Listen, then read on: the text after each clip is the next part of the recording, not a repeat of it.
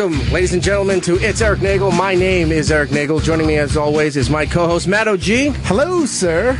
Gittles is over there. Hey, what's up, man? That's not him, that's him. Hey, there I am. Hey, How what's are up, you, sir? I'm pretty good. How are you? And joining us, as always, when she can fit us into her busy comedic schedule, comedian Lisa Carrera. How are you? Hello.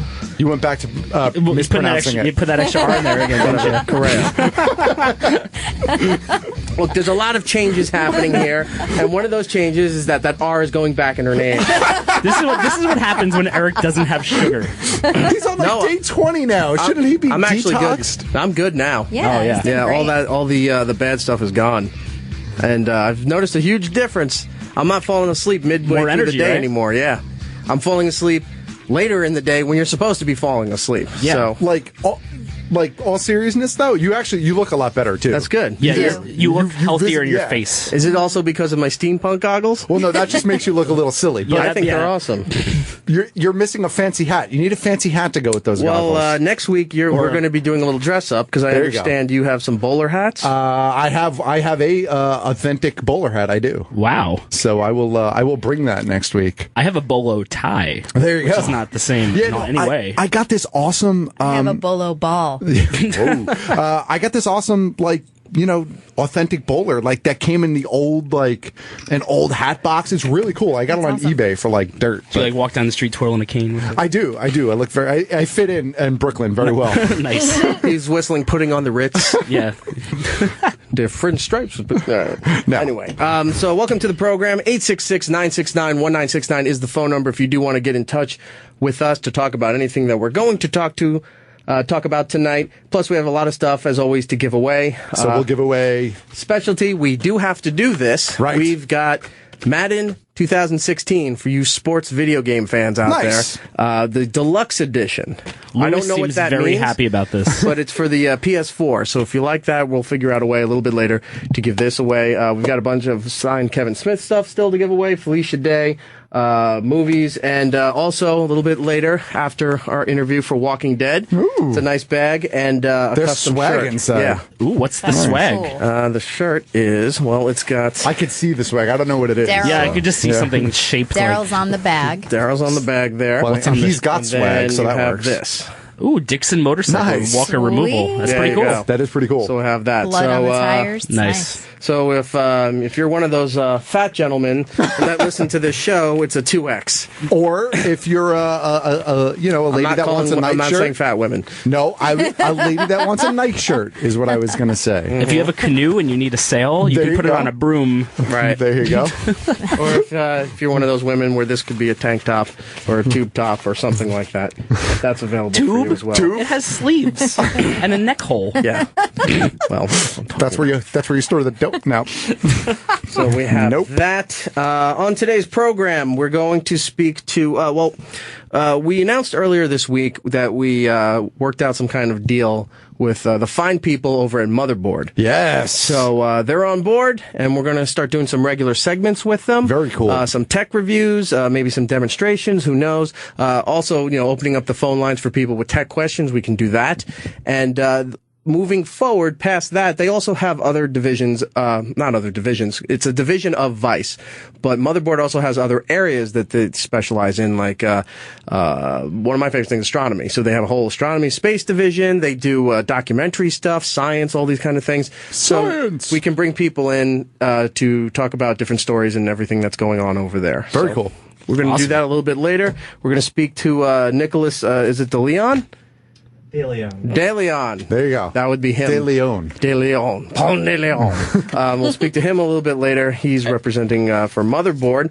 Brett Gelman, we're going to try to fit back into the program.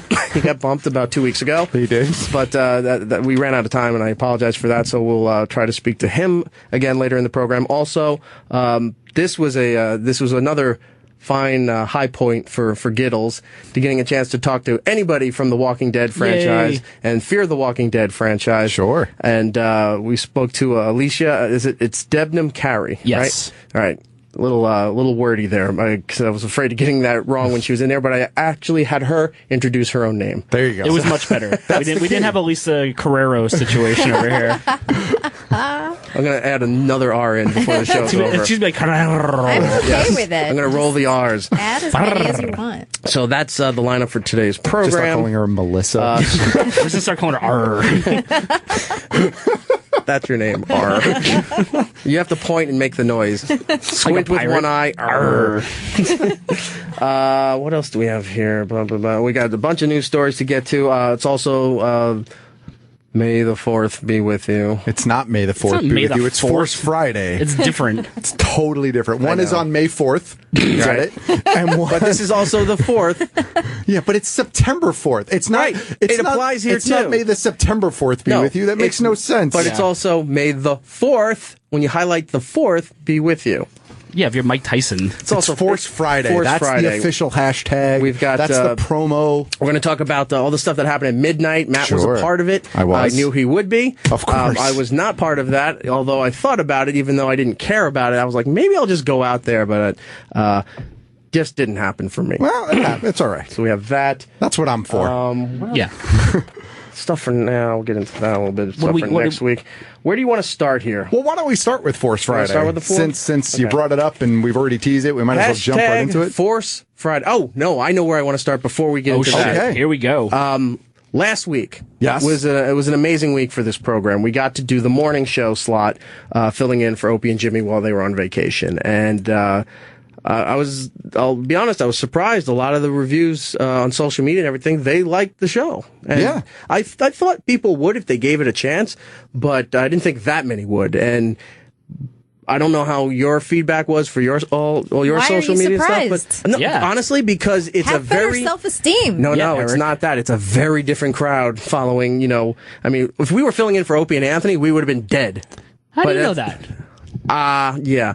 I think it's an honest assessment was that we would have been dead. That was yeah. I agree with him on that point. yes. But But, times I have don't changed. know, I don't know. guys. All right, listen, you two Come noobs. on. You weren't around here for what that universe used to be. No, I I used to was get- when they left me at the mall during the homeless shopping spree. Oh, right. I used to- 2005, right? Yeah. Yeah. I would get trashed by people when I would do geek stuff on Friday nights or Saturday nights. I would get beat up in feedback. People just so- like to argue and complain. Yeah. So, but It's a whole new world. A lot of good feedback We did. from the audience, and we thank you so much. A lot of good feedback from people here at Sirius when we were done. People were saying, "Oh, I heard the show this morning; it was great." They liked the band. They liked Kevin Smith.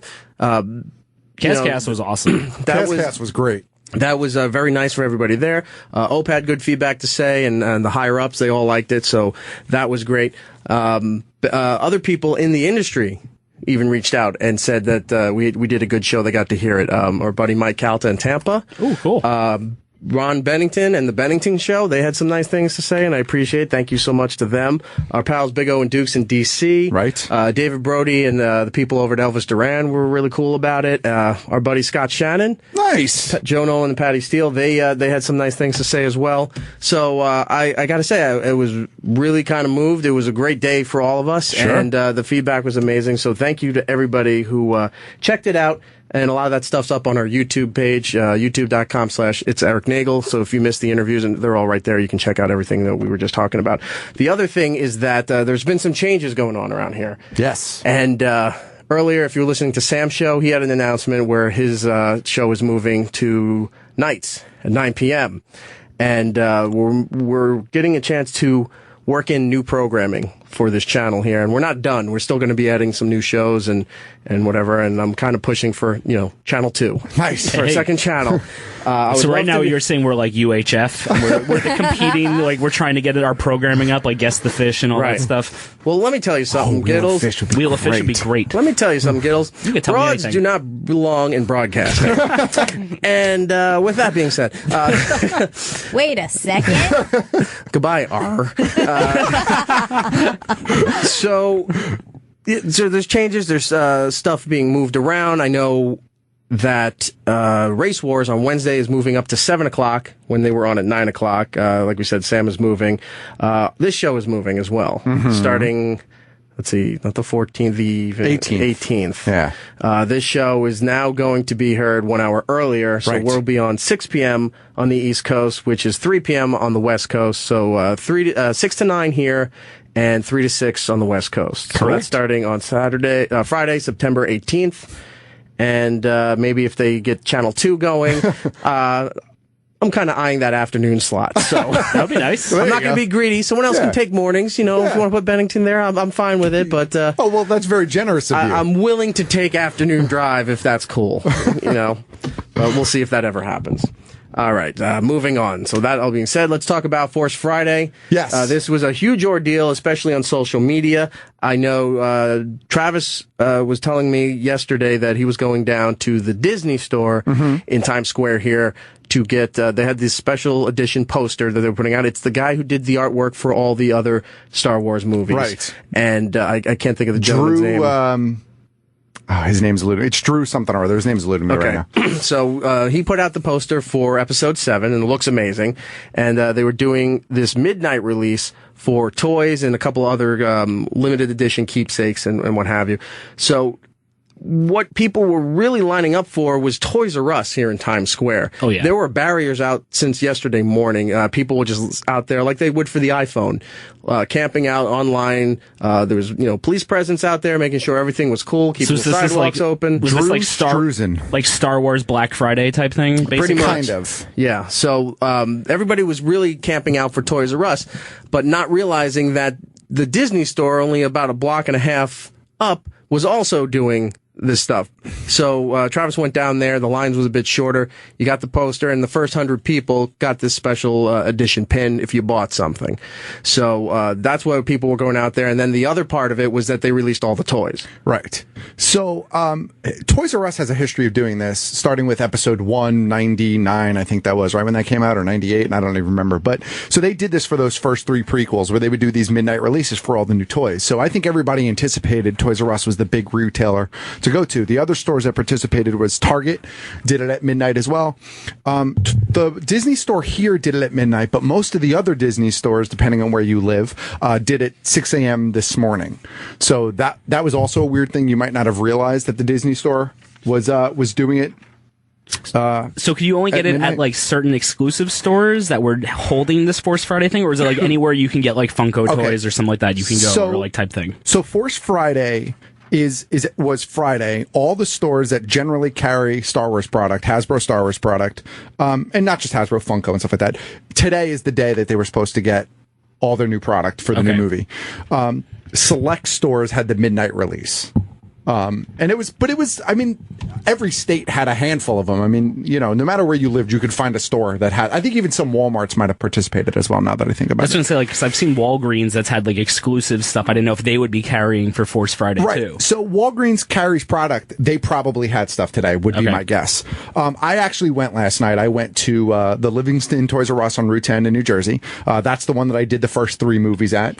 I was the 5th guy online, and we were all hyped up to get new product. I only wanted a select number of things too, because I'm a very specific collector. So I just wanted things with BB-8 in it. Like that's it. He's my jam. Explain to people what BB-8 is. Right. If you don't know, BB-8 is the new droid in the film. He's the one as that Ron rolls. Bennington calls the soccer ball robot. The soccer ball That's robot. exactly it. Yeah. If you've seen the Sphero piece that came out, and so yeah, that's all I wanted because I collect droids. So blah blah blah. Anyway, I was the 5th guy online, and I got nothing that I actually wanted. Now I did get some pieces, right? I decided once I was in there, all right, I'll take one of those. Yeah, I'll take one of those.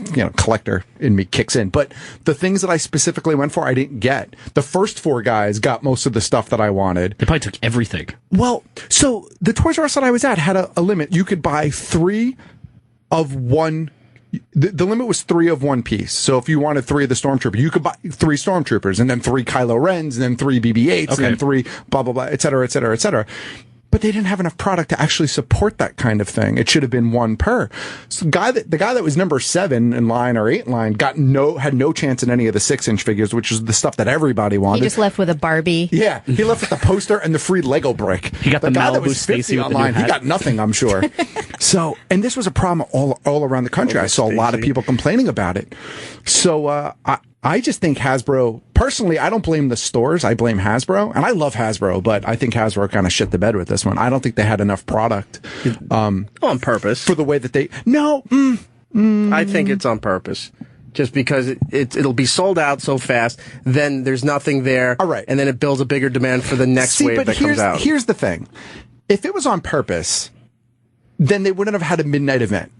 Because the point of the midnight event is to get people out there at midnight to walk away with product. Right. If people are showing up at a store at midnight and walking away with nothing, that doesn't serve any purpose for Hasbro other than to make people really angry at Hasbro. Think about it. If you're there with your little kid at midnight, your kid goes in there and doesn't get anything.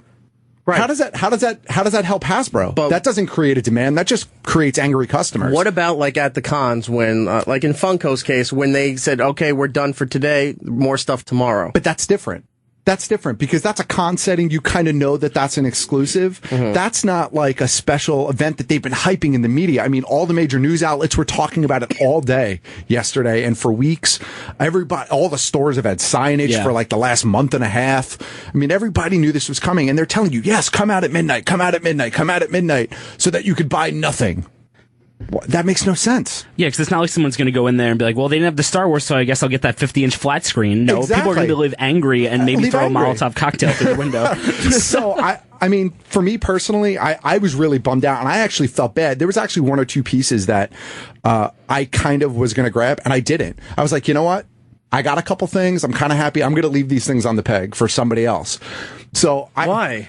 Because I felt bad that the dude that's online that's been waiting there for 2 hours isn't going to get anything. Like a bit of me is still a decent human being. All right, but you're the only one because everyone else is just putting their arm out and clearing the peg into their basket and saying, I don't care about the other guy behind me. I understand that. Cry, little boy. But there were little kids online and stuff like I don't know. It's to me Hasbro really kind of I think this is a weak showing on their part. It was a fun event still. I mean, you had the camaraderie of hanging out online and talking. Were there people like lightsaber battling online? Actually, there was no one in cosplay at the one that I was at. That's good. I know in Times Square the people had showed up in cosplay, but there was no one in cosplay at the one that I was at. Were there any fights like when Walmart has $20 DVD players, for Black Friday? So actually, they organized it pretty well. The one that I was at, they only let 10 people in the store at a time, and then only 5 people in the aisle at a time. Plus, when nerds get mad, they just passive-aggressively tweet how mad they are. They can get violent when it comes to certain edition toys. Actually, do you remember at New York Comicon a couple of years ago? At New York Comicon a couple of years ago. San Diego, I watched the cops get involved at the Hasbro pavilion there because people were fighting over it. That was the Walking Dead thing. And, and 2 or 3 years ago, someone got stabbed with a pencil because someone cut somebody else online at Hall H to see a panel. Oh, right. I remember that, Who carries around a pencil? Nerds get rowdy. The Joker. So that was Force Friday. Stupid R. So there you go. You can still get stuff today. I mean, I did hit another Toys R Us and a Disney store later in the day today, but did you get anything at them or no? I did. I got another Funko piece that I wanted. I still didn't get the BB-8 pieces that I wanted. Those are still do they have like the remote control ones that you can like drive around, or is that just in my head? No, there's two of them. There's the BB-8 you're talking about. Yeah. There's the Sphero one that you control with the app on your phone. That's cool. But a lot of stores carried that. Like Brookstone had that. The Apple Store had it. Not just Toys R Us and Walmart and stuff like that. But he retails at $150. Ouch. He's awesome. But he's only like yay big. He's like 8 inches tall. He's not worth $150. Because I was under the assumption based on the photos I saw, he was pretty big. For $150, I thought he was like maybe at least a foot. And I was like, all right, $150, not bad. Can control it with the phone, bring it to work. Piss people off, running them down the hallway and stuff. But then he's like less than 6 inches. And it's just like, what's the point? Yeah, no. Seriously. Can't even cuddle with that. Yeah. No. Less than 6 inches. Whoa. So anyway, there you go. Does roll and vibrate, though. So the other thing I wanted to ask you about all this stuff, because a lot of people were writing me last night and like, are you online somewhere? We're at this store. And I said, no, I'm not going out Star Wars isn't really my bag. No, I like Star Wars, but I'm not into it like people who love Star Wars are. And so I didn't go to the event. But I was saying, I was asking you, what was the big deal? Because if you're going down there, I said, I guess just for the poster or for the pin, you can get the toys at any time. And you told me that's not the case. No, first of all... So hold on real quick, as Matt's going to explain this. If you're a parent... and you're looking at getting some of these Star Wars toys for your kids or for yourself, you're going to listen to what Matt has to say here. All right. So Hasbro has several different lines of action figures. The the ones that everybody wants is the 6-inch line. They're called the Black Series. They're really nice, articulated. It's probably some of the best figures that Hasbro has ever put out, Star Wars related. Those are hard to find all the time. Like, if you can find them at retail, you're lucky. Most people pre-order them online or get them from Amazon or something, if they get lucky. And they make a finite amount of them. It's a lot, but they make a finite amount of them. They distribute it across not only this country, but the world. And no, it's not like they're going to be around forever. Like, I suspect that there's going to be 1 or 2 more shipments of 6-inch figures over the next maybe month. But then Series 2 is coming out, I think, in the beginning of October. And once Series 2 comes out, Series 1 figures are going to become hard to find. They're going to become scarce. So it's not like there was a big deal about getting stuff last night. So if I get lucky and like walk into a store and see something that's like first series, like Black Series, I should just buy it. Well, all right. So the one thing I always tell people is if you're buying a toy just for the purpose of flipping it, don't buy it. Okay. Because it's a gamble. Yeah, you might be able to make a little bit of a profit. I'm not going to say no. You might be able to make a profit on it. But is it really worth your effort to make $10? I don't know. Maybe it is. I don't know, man. It could be. It might only be that $10 could turn into $12. It could. I know. Like, I buy toys to open them up and play with. I don't buy toys to flip normally. That's my personal. And I also think that it's a gamble. Like, you could break even on it, maybe. Yeah, probably. If you hold on to it for a year or 6 months, yeah, maybe it'll be worth something. Maybe it'll be worth $50 or $60 or $70, All I know is the thrift store near my apartment has a lot of Jar Jar Binks. Well, I think everybody has a lot of Jar Jar Binks is the problem. But, yeah, I mean, look, there was some cool product out there. There was like Kylo Ren's, like they had the big Force Effect saber. It was like $200, and the sides light up and the top lights up. What's that giant, the Millennium Falcon kids bed I sent you? Yeah. Like what was it, like Bed Bath and Beyond or something like that? Yes. It's the new race car bed. It is the new race car bed. I sleep in a race car. There's a Millennium Falcon drone that everybody was talking about too. That came out today. It was pretty cool. So yeah, look, it was fun, but. And for the poor kids who couldn't get one, it's just a soccer ball with a string on it. They're just pulling it around, like, give them an old Nintendo controller. Like, yeah, it's remote control, and just kick it. I just wish there was more product. Some dad just super glued a tennis ball on top of a soccer ball and painted it white. That's it. Look, and it just keeps tilting over because it's top heavy. Yeah. Custom BB-8. You can make it yourself. Back in my day, we didn't have BB-8s. We had BB-7, and we were glad to have it. Yes. So, so if you're looking to get those particular figures, do it as soon as possible because then the next wave comes around, and next wave doesn't necessarily mean that it's bad, but it's just different figures. It'll be different figures. How soon until they start doing the kitchen sink figures? It's Star Wars. They've been doing kitchen sink figures for 100 years. For this new line. I don't know. I think Wave 2 is all different than Wave 1. I don't think there are any repeat characters in Wave 2. For those who don't know the term, kitchen sink figures, which I think, was it Big Kev that coined that term? So, you'd see it mostly in the Batman figures, for a better example. Spider-Man figures. Right? So you'd have your first initial wave of, let's go with Batman, right? So you'd have Batman, you'd have, if Robin was involved, depending on the project, the Batmobile, Commissioner Gordon, the Joker, the Riddler, the Penguin, those kind of things. And then, maybe Wave 3, all of a sudden Batman has now an underwater outfit. He's blue and gray, has the mask, and then there's molten lava Batman, or soccer Batman, grappling Batman, where his backpack shoots a little grappling hook so he can climb up a building, and it's all the variations of the toys you don't want, and they're the ones that always move to the end cap and then wound up being 99 cents on Black Friday. So yeah, on Geek Stuff we call those the kitchen sink figures. It's like disgruntled goat and dinner dog and Ku Klux Klan, all of them. So no, I think Wave, actually there's some great figures in Wave 2 of the Black. That's where Captain Phasma is, and the Luke abides, like that figure. I wish I had some Star Wars stuff to give away, because I'd love to hear people's stories. If you were out at midnight for Force Friday, wherever you are. I'd love to know what other people's experiences were as far as stock was concerned. Yeah, and what stuff. they got. Yeah, what they got. It was what very they didn't tame get. when Matt went out, and I believe when Travis went out, it was no shenanigans were happening. But somewhere around this country, people were duking it out, trying to get some of these figures, the poster, or the pin, or whatever. So we got a lot of good stuff that we have here. We'll give some away to some of the best stories for if you were out at Force Friday.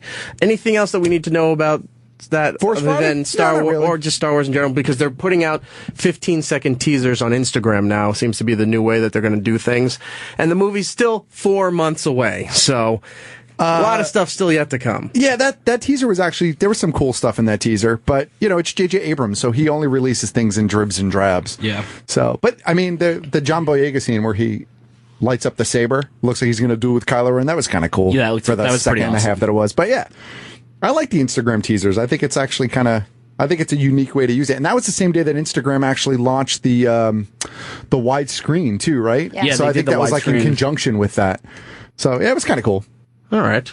I suspect we'll see more Instagram teasers coming from more franchises in the near future. Well, Rick and Morty did last year during season 1. They released an entire episode on Instagram in 15-second chunks. Oh, did they? That's awesome. So you'd watch 15 seconds and scroll to the next picture, watch 15 seconds, and it was for the Rick's Minutes episode where the TV kept changing dimensions. And then leading up to season 2, they did the Ricksterverse, right, or whatever. Yeah, the Instagram universe. So you can click through and go to different worlds. You would click on one Instagram account, right, and you would look at their history of photos, and all their history of photos were all puzzle pieces, I guess you would say, of a photo, where if you look at everything and scroll down their history, it maps out the entire planet that they're on. And you have to find which one has the hidden link on it, because then you hit that, and then it took you to another account. There was at least 100 accounts. You fall down this wormhole that you cannot get out of. And then on certain accounts, if you found another link, it would show you a video thing. It would show you some kind of product. It would show you something completely unique and different that's not included in the new season, but just something they wanted to throw out there. So you'll spend hours on this dumb little Instagram thing, and you're like, this is so irritating. Why can't it all just be in one spot? But then you're like, I got to check every square to see if there's a hot spot and find every possible thing for the Ricksterverse. Well, I think more companies are going to do that with viral marketing stuff, just more interactive stuff. Because like you said, you're like, it's stupid, but you spent hours on it. I did. It works. It works. Yeah. They gotcha. A little bit later, I'll tell you about falling down the YouTube rabbit hole and finding my brand new favorite band. Oh, Jesus. Oh, shit. So I'll show you that in a little bit. So that's it, I guess, for Star Wars. We've covered everything on that so far, right? Yeah. Where's Biggie? Biggie! You there? Okay. Throw on your mic there, sir. Oh, shit. How are we today? How are you, sir? what's up, Biggie man? Johnson, our producer. Give out your Twitter and stuff. At Lewis Johnson 21 Stop playing coy. You know your Twitter account. and Snapchat Lewis J21 LOUISJ21. Because Lewis is a 14-year-old girl. He's on Snapchat. Snapchat's pretty cool now. It's not cool. I know everyone's trying to use it, but it's just not. Unless you're like Stephen Colbert or something like that, it's really pointless to use Snapchat. So there's something we found out a few weeks ago, and we didn't get a chance to talk about it, Biggie, and we got to ask you about this. Did you get ordained as a minister? Yes. Basically, I have friends that are getting married. Right. And Lewis was sleeping to one of his favorite white chicks. Are you speaking in the third person? Yes. Please do not do that. This is not the show for that. I was sleeping. like we were talking wrestling, so I was sleeping, and I woke up during a scene where Joey was marrying, I believe, Chandler, and I forgot who it was, but I. You were watching Friends? Yes, I sleep. With I friends. love Lewis. All right, because Lewis is just the whitest black guy I've ever personally known. You know, people make fun of Carlton Banks. Yeah. This guy's living it. Like, he watches stuff, like, we'll mention stuff in the office, and Lewis goes, oh, yeah, I love that. And we turn and we look, like, you like that? Yeah, but he's like, not. yeah. But he's not wearing cardigans and shit. I think he'd fuck Carlton Banks up. I'm just saying. Oh yeah. I'm sure he would, but Yeah, I've also seen him party. There's some photos on his Facebook where I'm like, Lewis, But don't wear that to work. You have to understand also that I grew up in 90% West Philadelphia, born and raised? 90% white neighborhoods. Right. And being that I like white girls so much, Right. as a short, black teddy bear looking guy, I have to do my research. Teddy bear yeah. looking So guy. I'll watch Sex in the City so that I can understand Sex in the City. And then I'll be like, I remember that scene when Miranda was at the bar. Damn and, right. She's like, oh my God, yes. And then we have this whole conversation. And then boom. I like how you're trying to make this sound manly. He's trying. It's so I can get women. It's when I hear that. I don't normally date black guys, but you know what? He's really cute. I kind of like him. So I like your white girl voice. Is your official title? Are you minister? Are you? I would be Minister Johnson. You're yeah. Minister Johnson. Father Johnson. Yep. So I have to. That's your porn Can we name call now, you too. Rev? You can call me Rev. Yeah. Big Rev? Yes. Rev Biggie Johnson. Big Reverend Johnson? Oh, jeez. That's All gonna right. be your porn name. Lewis. Yeah, Well, it's gonna be becoming a fun. minister is a black thing. It is. What? This was more of Yeah. a thing where I saw this paper where it said that millionaires all have 7 forms of income. So I figured, all right, I've got Sirius, I've got the hospital. I'll become an ordained minister. That'll be number 3. I'll do real estate next. 4 more left, man. You know what I'm saying? So you know what this is sounding like? You remember in Living Color when they would do Hey Mon? Hey Mon, yeah. You only got 7 jobs. You're lazy. Oh, Lewis. So yeah, that's where it comes from. All right. So how long did it take? How long did it take you to fill out the paperwork? 10, 15 minutes? $75 and 4 minutes of online putting my information in. So they got you for $75. They did for a year. All right. Yeah, but I'm going to do a couple weddings. So do they mail you? Coming do up. they mail you the black shirt and the white cuff? Oh no, I don't have to wear that. Okay. Yeah, that's a specialty. Yeah. What are you going to come out as? Are you going to wear the singlet like the New Day? No, I'm just going to come out with a regular black suit on to Jesus Walks by Kanye West. And I'm going to pour water on the ground, and I'm going to dance in the water. Jesus. You got to come out like WW with like fireworks. Yes, exactly. Shooting at your He's going hands. to upstage the bride, is what you're saying. Oh, At yeah. every opportunity. I think he has to. I think this should be a movie if it doesn't happen. I've got a hollowed out Bible with the with like a. What is that called when you sneak in alcohol? Oh, flask? Flask in it, yeah. Nice, And the nice. bride was like, you better use this during the wedding. And I was like, all right. You got to cut like a hole in the side of the book so you can just drink right out of the Bible. Yeah, exactly. I'm gonna buy like 4 flasks, and I'm gonna fill them up and put them under different pews. Hell If yeah. you all look under your pews, by the time we get to reception, you'll be pregame. You're getting drunk, and you're getting drunk, and you're getting drunk. You know what I love about this whole thing, too? Is that, you know, the bride is supposed to have a song that there's a specific traditional song that plays for when the bride is coming down the aisle. Sure. And then there's another song that plays when the couple's married, or they pick a song that fits them. Right. And then the couple has their own song for their first dance. So while the wedding is taking off and you're hearing, you know, just that classical music play as people are being seated by ushers and things are getting ready, he's walking out there. He has his own theme music for somebody else's wedding. That's baller. So what he has to do for classy events, he has to get someone to play Jesus Walks on the harp. Yes. That'll be very great classy. idea. See? You need a Pull harp. that off. I got friends. You need the cello for that bass feel to it. That's what I'm saying. Oh my God, Lewis, we should just do this.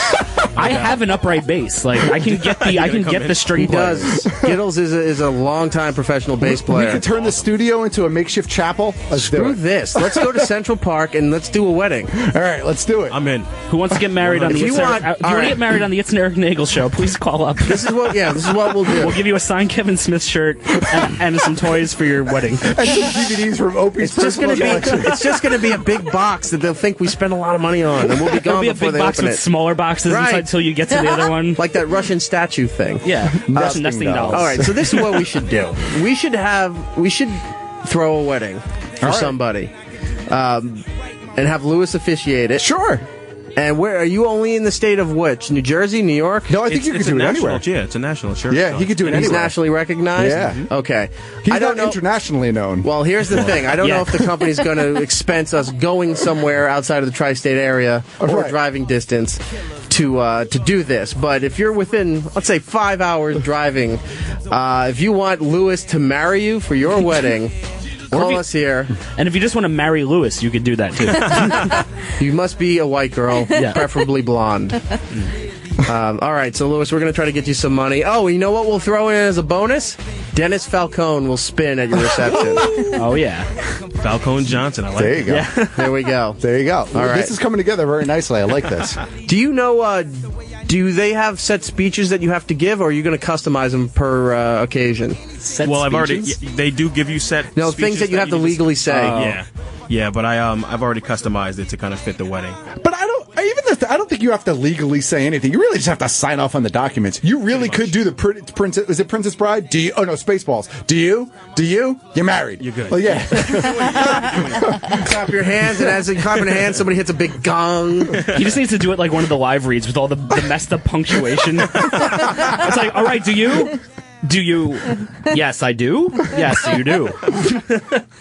Married. Do. Fireworks. Yes. Doves. He does that little, shuffle dance that some of the dancers do, like Ben Green, where they sit there. Oh no, James Brown. There you go. No, he'd be walking, then his feet would shuffle real fast Yeah. as he's moving off to the side. I'm picturing more of an MC Hammer move. Oh, there you go. Do you have parachute pants, Lewis? That's the important part of the I year. gotta check. The We box. can get you Genie parachute pants. pants. I'm still working on my Carlton dance. Oh yeah.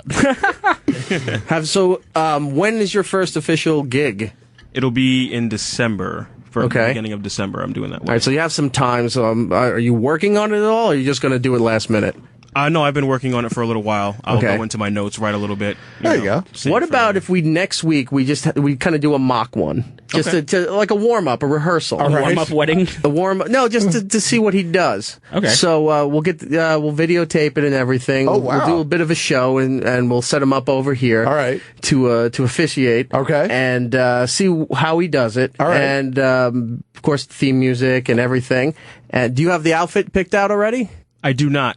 Can you find something cool? Can you find something, maybe not the official outfit if you don't have it, but can you find something that we can do for next Friday? Yes. Maybe something bedazzled. Oh, jeez. Who will I be marrying, though? We'll find someone. Yeah, we'll just pair some people in the hallway together and get have like it a cat going. and a dog or something. Sounds good. You know, I mean, it's 2015. We can go over to OutQ and see if anybody over there, wants to get this done. But yeah, next week we'll have the outfit. We'll get the music. We'll have everything ready here, and let's see how you do it. Sounds good to me. All right. That's pretty I feel cool. like we should try and have Lewis marry people at Comicon.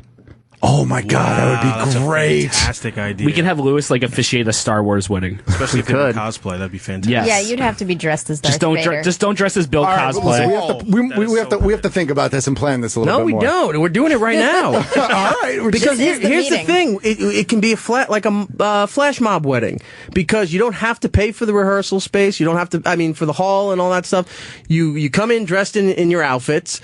We just go into the center of the floor. We tape everything. They do it. No one's going to stop you because they think that, you're doing cosplay. And we do the whole ceremony. You're done. And then the couple is responsible for their own reception. We're just doing the wedding. We'll do it at Comicon. All right. Awesome. There you go. I say we do this. That's amazing. I That's think awesome. we can make it happen. Okay, so let's change this up here, folks. If you want to get married at Comic-Con, By Lewis. by Lewis. On the It's Erik Nagel show. Right. Call out us to here us. or erockcomment@gmail.com. Send us your information. We will make this happen if you're interested to do it. There you go. All right. Because there's some chick at home right now that's my dream wedding I've had since I was 16. No, it's some guy going, It's a I'm guy. totally doing this. I love Opie and Jimmy. We're going to get this done. And his poor wife is just going to be like, okay. There's someone that really doesn't want to get can't deported. argue he bought me a Really house. needs a quick wedding. It's like, listen, I love Superman. I have a green card. We could make this work. It's going to happen. Home planet Krypton. All right. Excuse me. So, all right. So that's getting done. Well, all right. Just we're blowing don't send through me stuff. back to the Philippines. Arr. Oh, arr. So, all right. So Lewis is a minister. We did Force Friday. Cross that off the list. Cross that off the list here. Oh, let's talk about the story about the kid who got in trouble for his lunchbox. Oh, the little girl with the Wonder Woman lunchbox. Right. Because they don't allow, what was it? What was the It was exact like violent wording? imagery or Violent something like imagery, that. yeah. Now, all right. So there's a story, as Matt was saying, that a girl got in trouble. Was she suspended or sent home? I don't think either. I think they just told her that she was in violation of the dress code and that she couldn't bring the lunchbox anymore. I don't think they actually suspended her or sent Where her was home. this? Hold on. Yeah, it says the dress code says that kids cannot bring in violent images. So, like, Wonder Woman holding a whip is considered a violent Well, image. see that she's not holding a whip. It's the Whip of It's truth. the old pose. Lasso. It's the old Lasso, pose, yeah. right? Truth, Where yeah. she's Lasso kind of like whip. flying out of a circle, and it's Yeah. mostly a yellow background. But she's kind of like diving out or whatever. In one hand, she's got the lasso. That's not a violent image. Not at all.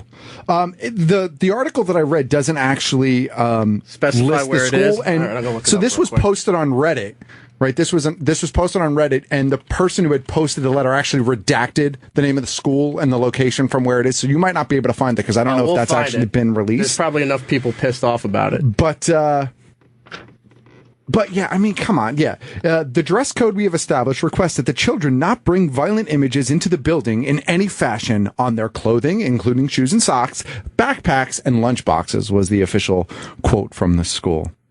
I mean, come on. Really? It's so stupid. I remember I got in trouble in elementary school for wearing like Bart Simpson t-shirts and Yeah. stuff like that. And they like sent me home once because I wouldn't change my shirt. But I'm going to be honest with you. Even if this was a little boy with a Han Solo lunchbox and he had the blaster on it, are we really at the point where we can't even have Han Solo with a blaster on our lunchbox? Can you see the monitor over there? I can see the monitor over there. Okay, that's the lunchbox in question. Yeah, that's nothing. No, it's as she's not even having it circled like she's going to rope somebody. She's just holding rope in her hand.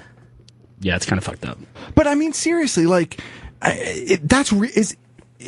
again, even if it's Batman holding a batarang, are we really at the point where we can't have that at school? Like, that's ridiculous. Well, that's what public schools do. I mean, I used to be a teacher at a public school, and it's like when they enact a rule, it's across the board, assuming that nobody has a brain to look at individual situations. So if they're like, okay, nothing with like any kind of superheroes, that's it. It's all over. That's stupid. But is it do they actually ban superheroes? Oh, I think it does, right? Yeah. Which is so stupid. Dumb. Because superheroes are bigger than they've ever been, and every little kid is wearing Flash or the Arrow or Spider-Man or something from the Avengers. There's just too much out there for you to say, no, this is... If it was like a private school or a Catholic school where they had like certain uniform requirements, I would get that. But public school, it's not offensive. But here's the thing. Even at private schools, right? Because I went through, at least part of my education was through the private school system. We had a dress code, and it was a pretty strict dress code. But if we had like a lunchbox, you know what I mean? Or a backpack, like the backpack wasn't considered part of the dress code. So you could, I guess, violate the idea of the dress code. As a matter of fact, I'm pretty positive at one point in my education, I did wear a Batman tie and even got away with that. Like I snuck it in under the radar. To me, this is just so... I get you can't bring a fake gun to school, right? Obviously, like, I get that. Oh, man. But superheroes? Wonder Woman? Come on. Maybe they were afraid that they wouldn't be able to read it because it says Aphrodite. It says Aphrodite, has it? Yeah. Maybe their education levels aren't up enough that they can teach kids. I mean, that's like the tamest picture. It really is the most tame picture I think I've ever seen. Right? Like, and it's like that. It's like an older version. It's like an old school version Honestly, of Wonder Woman. It looks like she's going to try and catch a horse. Like it doesn't look like she's going to catch a bad guy. She's like, oh, my horse got away. It's just so silly. Schools are ridiculous. Damn you, schools. It's the lunchbox that you leave, at those secondhand thrift shop things. It used to be somebody else's lunchbox, and now you look at it and go, that's too boring. I don't even want this. It's something, it's classic. You know what I mean? It's a classic Wonder Woman image. I mean, even the most violent lunchbox is still not going to do anything. Yeah, I mean, unless you're using the lunchbox as a weapon. It's not going to make someone violent. Like if it's a lunchbox filled with quarters and you're beating people with it. All right, I get that. But this is just it aggravates me to even think about. Kids got to defend themselves. Sure. You don't stop bullying. That's right. No bullying. Stop bullying, and then you won't have lunchbox problems. Fair enough. You got a point, Eric. You got a point. My bad. It'd be cool if there was a lunchbox shaped like the Ghostbusters trap. That would be pretty cool. It opens up that way. There is? There is. Fuck. But does it open up like... Yep. Oh. Does light and smoke come out of the guess where it sandwich? came from? Guess where it came from? Our pals at Nerd Block. What? Really? I told you that. You did tell me that. Yeah, it was like last month, wasn't it? Hang on, let me find a photo of it for you. Jeez. No, but they made the ghost trap lunchbox. That's awesome. Right. Now that's the violent thing. Against ghosts. Yeah. What did they ever do? Just catching Patrick Swayze. That's not it. Oh my God, Patrick Swayze just made me think about something we have to talk about next. What? That mashup. Oh, the Hell Club mashup of all the club scenes. There it is. That's your lunchbox. That's awesome. Oh, okay. This is. It's like an ammo case. It looks like a 50 cal case. Yeah, that's what that is. That's an ammo case. It's been modified. Yeah, right. That's pretty awesome. That's really cool. Yeah, it came in the last month's Nerd Block, and when I saw that, I went, "Holy shit!" How big is it? That looks really big. Well, an ammo case is probably 8 inches, 9 inches long by 8 inches. But just like the box alone for Nerd Block isn't that big. It probably like the whole thing. Well, if you looked at it packed in the box, see, that's how it was packed in the box. It's 80% of the box. It packs like how I cleaned my room as a kid. Just cram everything in. What else can we fit in here? Yeah, I could cram some shirts in the corner. They're soft. Unbelievable. So if are you going to use it if you got one? Yeah. Really? Yeah, what else would I like? Of course, I always use lunch boxes and coolers. I'm always cooking and bringing shit places. All right, maybe I'll give you mine. There you go. Nice. You want it? Yeah, I do. All right, let me write that Woohoo, down. I won the giveaway. Suck it, callers. He'll mail it to you, but it'll mysteriously come back to him. Yeah, I'll get it in 7 weeks. Just don't bring it to school. Not my fault bring it to school. that people give me the wrong addresses. I want to go to where is Hopefully it's a bride or groom. Yeah. No, the city's cut off, so I'm going to assume it's Houston. Jason? Yeah, it's Jason. Are you in Houston? Yeah, I'm Houston. Okay, there we go. How are you, sir? Pretty good, man. How you guys doing tonight? Doing Good, all right. pretty good, man. What did you have to add to the lunchbox story? Well, the Lunchbox story, from what I've read online, it's not that Wonder Woman is doing anything violent. It's that all superheroes are banned in the school because superheroes solve problems using violence. And they don't want kids learning to solve their problems with violence. Superheroes try to solve problems by making sure nobody gets hurt or killed. Are they going to teach these kids history? Because really, if you read anything about it, any part of history is solving problems with violence. Let me tell you about World War II and Grandpa. Yeah, well, but go back further than, are they going to read the Odyssey? Are they going to read, any classic mythology? Violence Bible? is part of it. Yeah, all right, yeah. There's a lot of violence in the Bible. No, that flood was very tame. I'm not talking about the flood. I'm I talking know about what you're talking crucifixion about. here. Yeah. No, the crucifixion was tame, too. He was just chilling up there. He was sleeping. Oh, okay. We're just using it to scare the crows off the crops. Oh, wow. Wow, Jesus was a scarecrow. I That's wasn't rough. saying Jesus. I'm just saying crucifixion in general. Oh, I'm sorry. Jesus, Matt, you're going to get me in trouble here. So what else was there to the story, Jason? That was it. That's all I... So That it's was it? superheroes in general. Yeah. So they have a big hang-up for superheroes for no reason at all. Someone's going to come in with the Superman lunchbox with him breaking Zod's neck on it. You know, it's somebody who, the head of the administration for that school, who was not well liked as a kid and had no friends, had no good toys, and now he's just does it. Nobody's going to have a good time. Bunch of silly geese. Jason, I'm going to put you on hold. I'm going to give you something. Do you want a copy of the 20th anniversary edition of Hackers from our friends at Shout Factory on Blu-ray? Sure, that'd be great. Okay, I'm going to put you on hold, and you get that. Nice. I watched it the other day. I forgot all about this movie's movie. great. Hackers is a good movie. And Yeah. they really did a good job cleaning it up as far as, the original Blu-ray? film and everything, Yeah. making it a little brighter, a little the effects stand out a little bit more. So, Shout Factory does some amazing stuff with these old series that nobody seems to care anymore, and then they package it in a way where then all of a sudden everybody's like, oh my god, I want that, I forgot about that show, I want the complete box set for those things. Remember Rhino Records used to do that too? I don't even know if they're around anymore. There's a Waxworks Records right now that my friend has done some artwork for, and they're doing re-releases of classic horror movie scores with these really cool, blood-filled vinyl records and really nice. different cool artwork and 3D records. It's really cool. That's cool. Wow. I'll link the picture on Twitter. I just saw talking about vinyl records, I just saw today a friend of mine got the Mad Max soundtrack on vinyl. Did you see that? I haven't yet. It looks awesome. Like the way it's like die cut and all the artwork and the imagery inside it. It's fantastic. If you're a Mad Max fan and you like vinyl, How you much definitely is have to that? I have no idea. Can't be that expensive. I don't know. Ask Ken. Ken's the one that got it. We can ask him. Ken the fire thrower and The fire twirler. yeah. All right.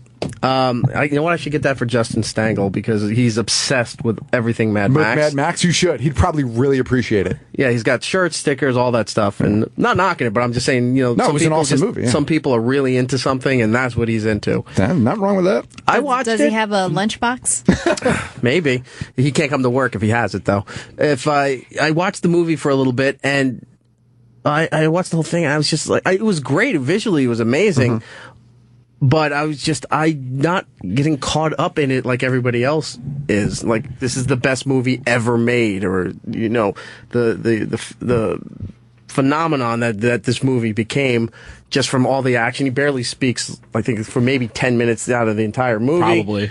And all this stuff is just constantly going on. There's no bathroom break. There's no time to. Yeah, but that's what made it. That's That's the appeal. I'm not complaining about it. I'm just saying I know everybody loves this thing, and I watch it, and I liked it, but I'm not loving it like everyone else. You sound like, who was it, Pat in Texas, who called in, who found like the 30 minutes of boringness? This is the most boring movie ever. It's a piece of shit. Yeah, you sound like him, Eric. That font size in those credits was a little off. I like a Times New Roman at 14. That guy probably likes Comic Sans. Yeah. Oh. Comic Sans. That's the worst. All right. This looks different and unique. I'm going to use it. Well, were you a fan of the original Mad Max movies? Well, here's something else I didn't know. So I watched, going up to Fury Road, I went back and I got some of the Mad Max movies. And I watched Road Warrior and I watched Beyond Thunderdome. And I didn't realize there was a first Mad Max movie, and I have not seen the first one. Okay. So, I thought it was a trilogy, and apparently there's 4. Yep. So, I saw it on iTunes, on Apple TV, so I'm going to have to download it and watch it. Good? Yeah, it's great. Okay. They wouldn't have made all the others. Well, I mean, that's kind of I can't say that. I can't say that nowadays, but yeah, back in the day, like it had to be a success to get sequels. We couldn't get this guy on the show because he said he put out a statement and he was pretty much done with it.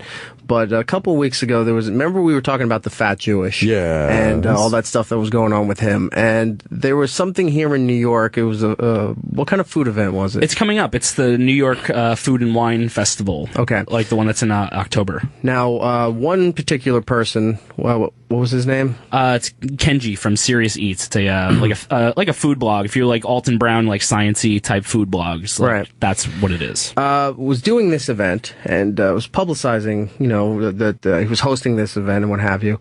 Then they added the fat Jewish to the lineup and then changed the marketing for it, saying it was a fat Jewish event for the Food and Wine Festival. And this guy's just like, that's not what this is at all, and I'm not doing anything if this guy is on the bill here. Right. So he put out a statement saying, because of the fat Jewish, excuse me, I'm dying, because of the fat Jewish, that he wants nothing to do with it. He apologizes to the event people and all the people who were going to come out to it.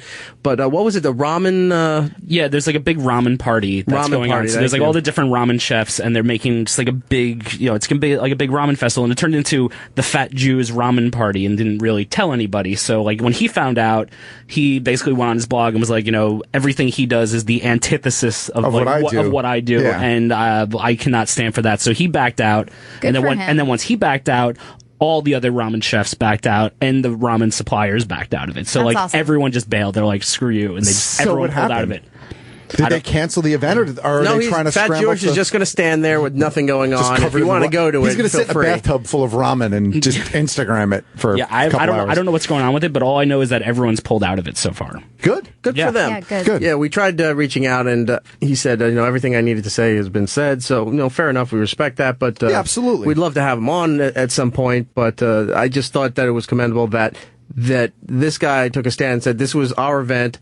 I was hosting this thing. Now he was co-hosting, and then you changed it to it's his party when he has nothing to do with the culinary world other than he has a wine or something. Right? Yeah, he's like that white girl rosé or something like that. Well, I mean, he has like those stupid videos where he's online like sitting in a bathtub full of ramen, like drinking margaritas and shit. It's really shorts stupid. him, or did he take it from someone else's account? I have no idea. So that happened. I thought that was just worth mentioning as well. We're going to take a break in 1 second here with one call. Okay. Let's go to Joel in Pennsylvania who wants to talk to Lewis. Joel? Hey, guys. How's it going? Good, man. How are you? Good. Awesome show, by the way. Thank you. Thank you. I had a friend who went and became ordained online, and he ended up marrying my brother-in-law and his girlfriend. This was like in June. The very next year, they filed for taxes as a married couple, and it comes back that the state won't allow them to file as a couple because the marriage wasn't legal. It wasn't recognized by the state. So they find this out a week later. He comes back home from work, and everything is gone. She packed up and left. Just left them dry. It was so cold. But I wanted to tell you that maybe those marriage licenses are fake. You got to check that out. Well, all right. So if the what's up, Lewis? Oh, he's holding up like his official card. United National Church, Atlanta, Georgia. There's a number there. Just look them up. A lot of people have done this before. Why on the back of that card does it say FBI, Federal Breast Inspector? That's for the reception. Okay, gotcha. I want to bless those breasts. That was awesome. But, yeah. All right, for laughing at my joke, Joel, you won a prize. I don't care what the rest of the stuff you had to say. You probably have a valid point, but I'm going to give you a prize. Let's give him something good. Sure. Not that the last thing wasn't good. Is that Madden by any chance? Yeah. Well, should we do it? All right. Let's do it. Do you have the PS4? Yes, I do, sir. Okay, Joel, I'm going to give you a copy of Madden 2. No, it's not 2K. It's Madden 16. They changed the title on me. Sorry about that. Madden 16. It's the deluxe edition for PS4, which means they threw something extra in there that they didn't need to, and they're charging you $130 for it. You guys are awesome. Thank you so much. Brought to us by our friends at EA Sports. I'm only kidding, of course. I'm not a sports fan, but I know I have family members that kill for this game. Yeah. I think it just came out this past Tuesday, so I'm glad to hook you up with this, Joel. Thank you very much, guys. I appreciate it. No problem. I'm going Thank to you, put you Joel. on hold, and Lewis will get your information in just a moment. There. But the bonus set just has extra John Madden be like, the point of football is to get into the end zone. Quickly, I just want to follow up on Joel's call and tie into Big E in there. We know a couple people. I know many people. Yeah, that are ordained ministers, and they've had no problems. They're all legit. I mean, Right. Yeah, I know a bunch of people actually that are 3 or 4 friends and that have done it. So it's Yeah, there's some kind of number or something on there, right? Like an ID number, Lewis? Turn the mic on. Yeah.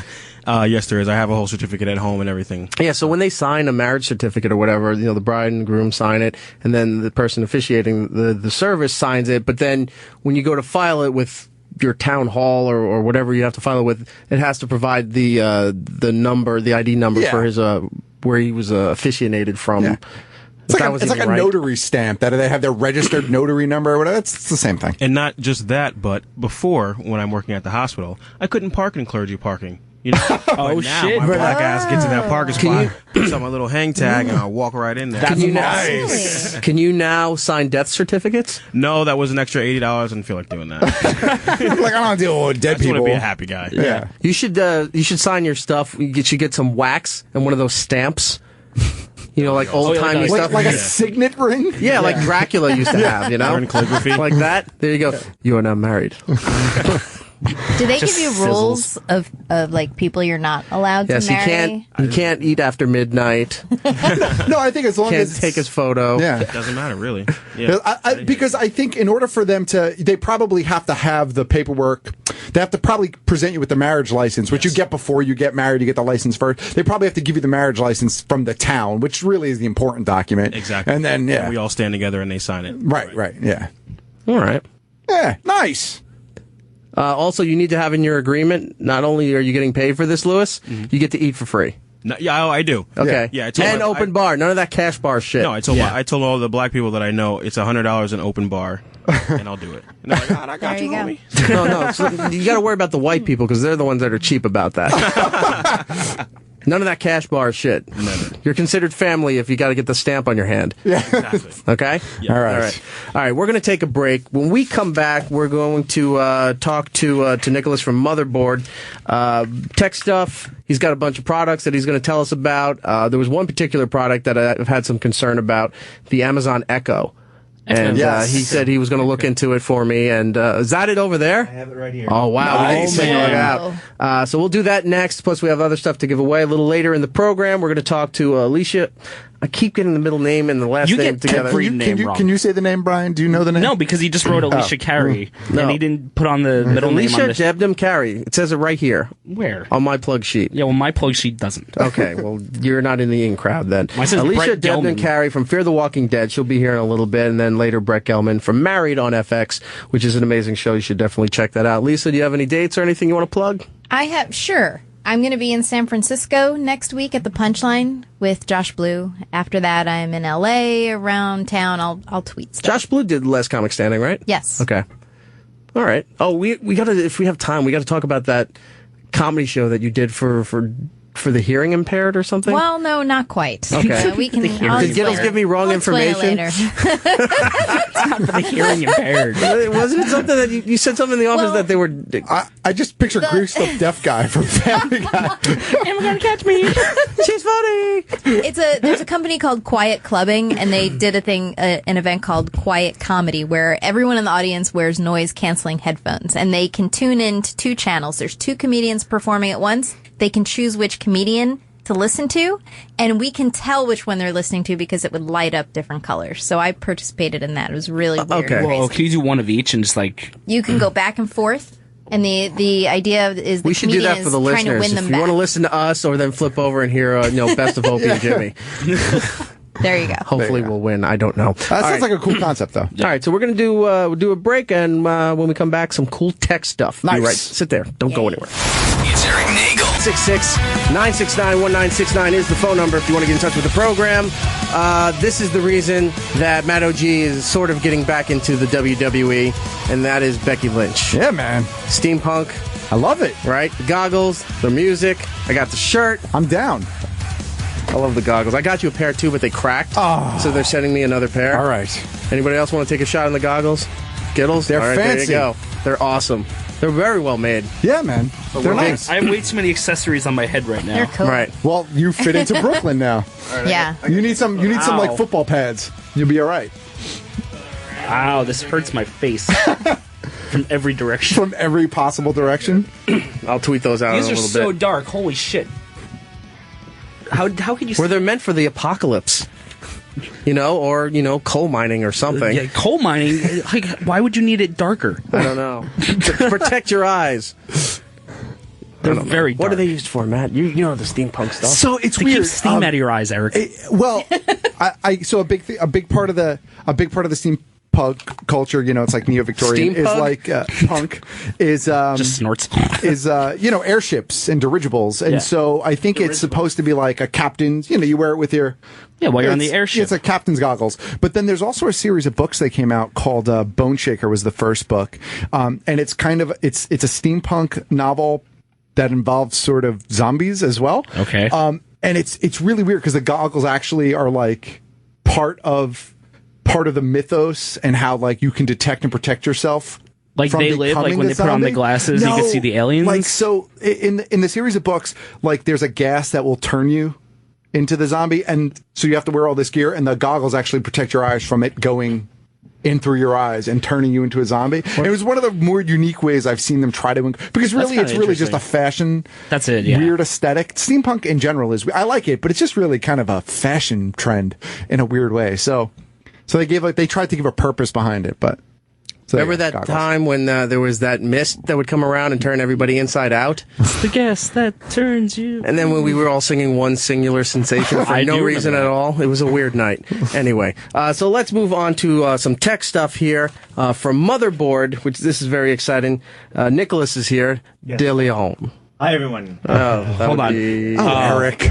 That one. There we go. There we go. Hello. Hi. Hi. there How's How it are going? you, sir? Hey. I'm good. Happy to be here. Yeah. Thank you. So tell us about what you do at Motherboard. I am the editor of a new section at Motherboard, which just launched about a month ago called Short Circuit. It is Motherboard's consumer tech section. So basically, I'm leading coverage of the sort of consumer tech industry. Apple, Google, Microsoft, Amazon, all those sort of companies that make all the news today. I'm in charge of that coverage. Motherboard, since its founding a couple years ago, has really excelled at sort of the fringes of internet culture, things like Bitcoin and the Silk Road and sort of stories like that. So the idea of my section is to sort of weave in a bit more of the type of mainstream stuff that you would see, on some of the other tech sites on the internet. Not to turn Motherboard upside down or anything, but just so that, if people are talking about the Amazon Echo, next week when people are going to be talking nonstop about the iPhone, we can address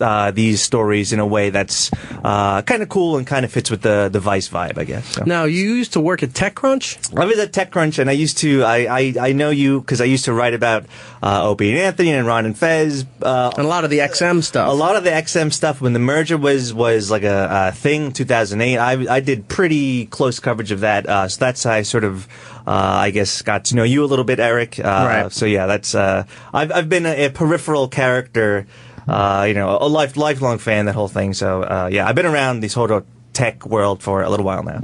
All right. I think he's credible. I think he's credible. Yeah. Everyone Sounds vote good here? to me. Oh yeah.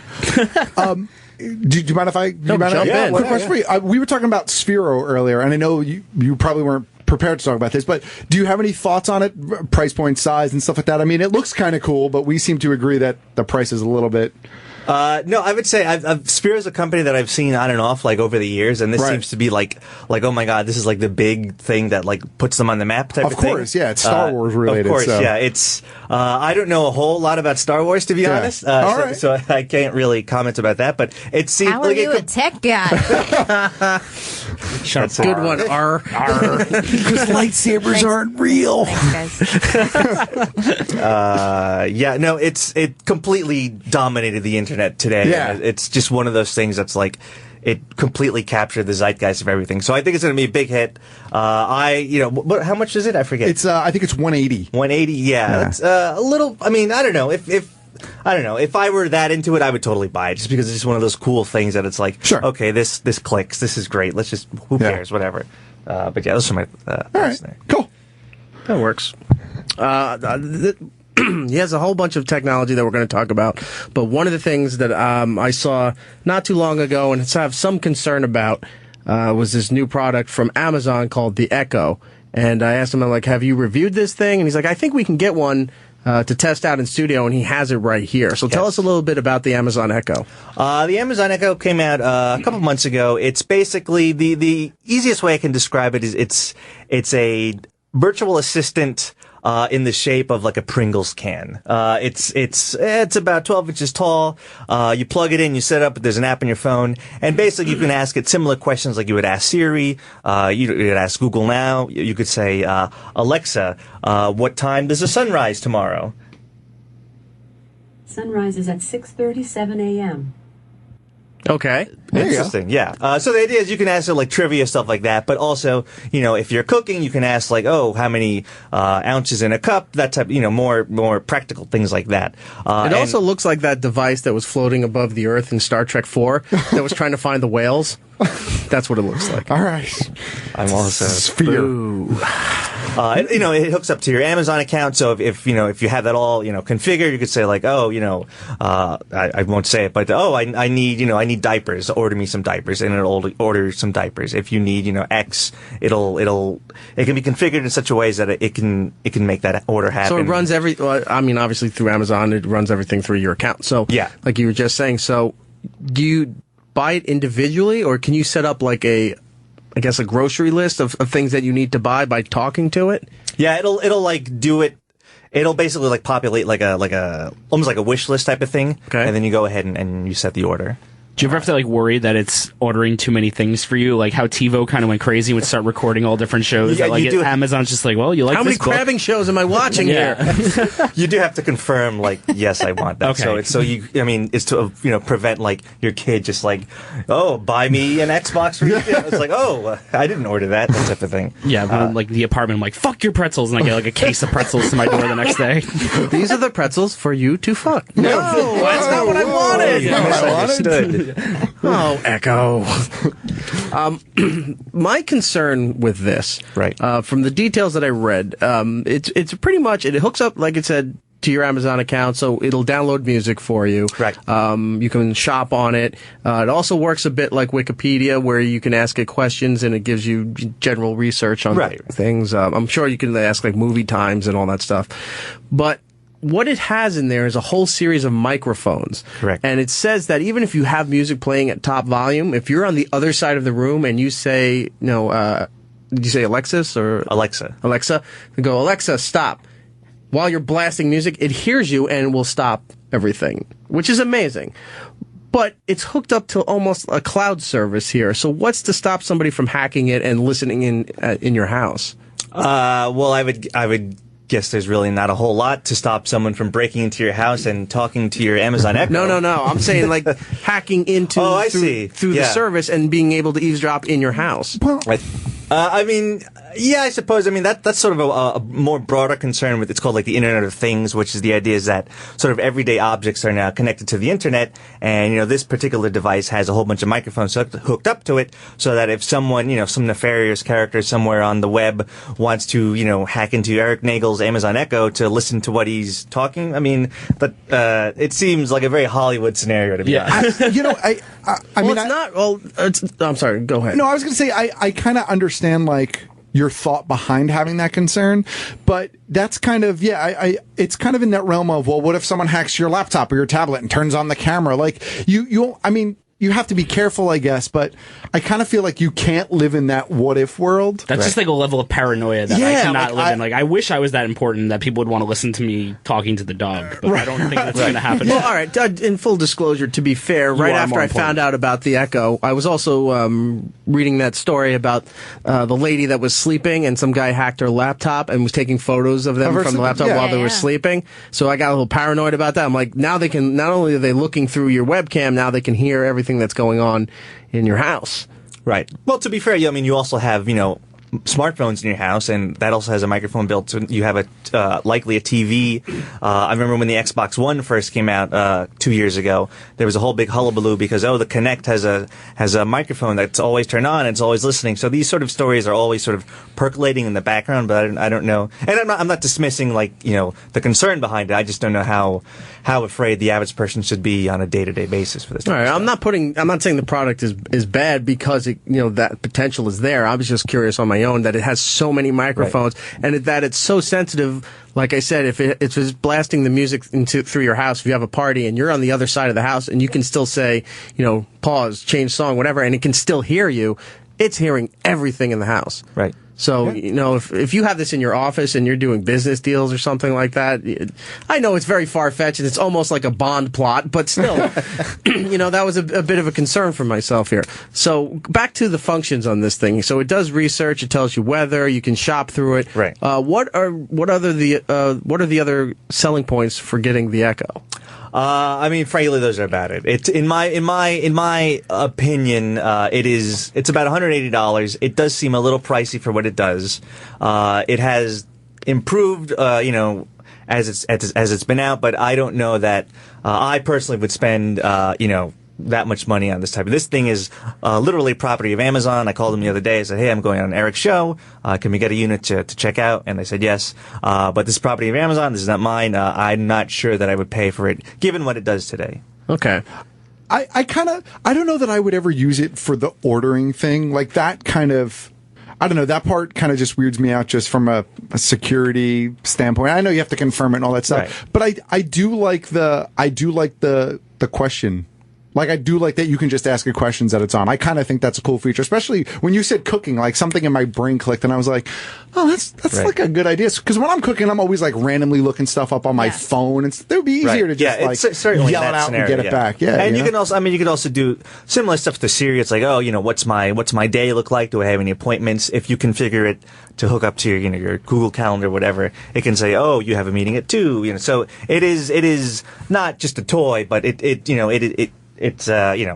you get out of it what you put into type of thing. Yeah, it's part of smart house technology. Yeah. It's just the next step or another component of that kind of living. And so many people use other aspects of that, like with Nest and stuff like that. Right. I mean, this is just another piece to essentially make your house almost an actual tenant of itself in a weird way. Right. Yeah, I think the Wall Street Journal the other day described it as like a cult hit. It has like a following of I don't know, like users who are super into it online, but it's not quite, compared to like the Kindle, which is like Amazon's like e-reader, which has like a mass sort of. I suspect at some point in time what you'll see is you'll start to see the technology, instead of being that, it's actually going to be just wired into your house direct. Yeah. You know what I mean? So that you could access it no matter what room you're in, no matter what you're doing. And that's when you'll start to see it get a little bit more mass appeal, because it'll almost be like when you're shopping for a car, and they're like, for an extra $50 we'll throw in the moonroof, you know what I mean? It's like, so for the extra $50 we'll throw in the smart house technology. Right. Yeah, all right, throw it in, that kind of deal. I think that's when you'll start to see it really catch on a mass on a mass and level. that's one of the other limitations of this particular model is that it has to be plugged into an outlet. So if you're in the living room and you want to do stuff in the kitchen, you have to unplug it and move it. Yeah, and move it. Depending when you on unplug your it, house. does it reset? Like if you have to bring it over, like if you're listening to a song and you unplug it, does it stop and you have to go over and restart the whole thing again? Yeah, but you don't have to do the whole setup again. Once you No, I mean like if you're playing the song, you unplug it and like you said, go to the kitchen. Right. The song stops, you got to plug it in and tell it to start over again. Correct. And, all right, that's a bit of a, in a wireless world, that's a bit of a setback for wanting to buy that. Actually, to be honest with you, I'm surprised that it doesn't have some sort of maybe a small capacity battery that would allow you for temporarily moving it. To move it and stuff like that. Like a 9-volt or something. Yeah. But no, just even something inside that, like how your alarm clock even has you don't even have to put a battery anymore in it. It just has it. Like if the power goes out for a short amount of time and comes back on, you still have the time. Like it doesn't reset. Right.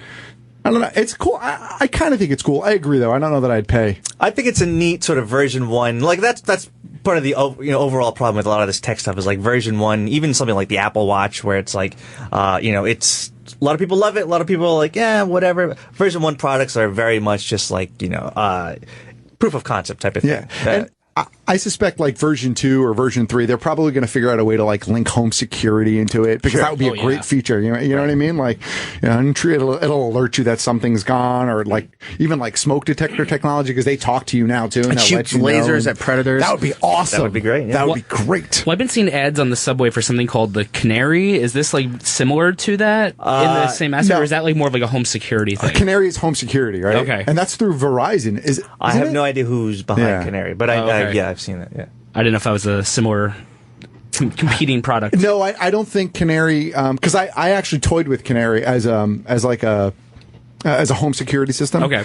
And I think it's just home security. I think there might be a second model that actually incorporates a fire or smoke detector as well, but I think its primary function is home security. What is the sound quality like? We've heard it talk, but I mean, as far as playing music, is it kind of tinny? Is it overly bassy? Because it's usually always one side or the other. Yeah, a lot of these, and it also functions as like a Bluetooth, speaker. So if you just have your phone, you just want to hook up and play music, it can do that. But can you adjust the sound, like if you want, mid-range, bass, treble? Maybe in the app. I haven't done that extensive, but as far as sound quality, I think it's fine. Can you tell it to play something? Alexa, play the Rolling Stones. I couldn't find songs by the Rolling Stones in your music library. Oh, it goes based on the music library, not... Add custom radio account using the Alexa app. Now she's talking about Alexa, play music. Come on, Alexa. Alexa, play music. Here's a prime station you might like. Foo Fighters. Okay. The bass sounds pretty good. Now, for those listening, it's in the center of the console here, so it's away from the microphones.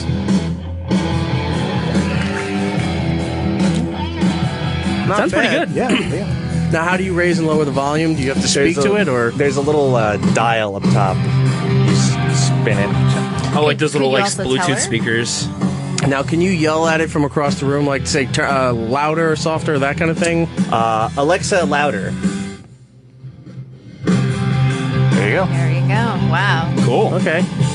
That's kind of cool. That's kind of neat. And again, so if you have Amazon Prime Music, I'm sure it links up to all your playlists. Right. And that's cool. Foo Fighters covering Pink Floyd. This is pretty good. Yeah. You can tell it to stop now. Alexa, stop. Shut up, Alexa. So does it have like a speaker out to it? So like if I have a stereo, I could wire it, have it play to that stereo and it's then go only through the wireless. speakers. Yeah. Okay. What features are in this that people normally wouldn't know about?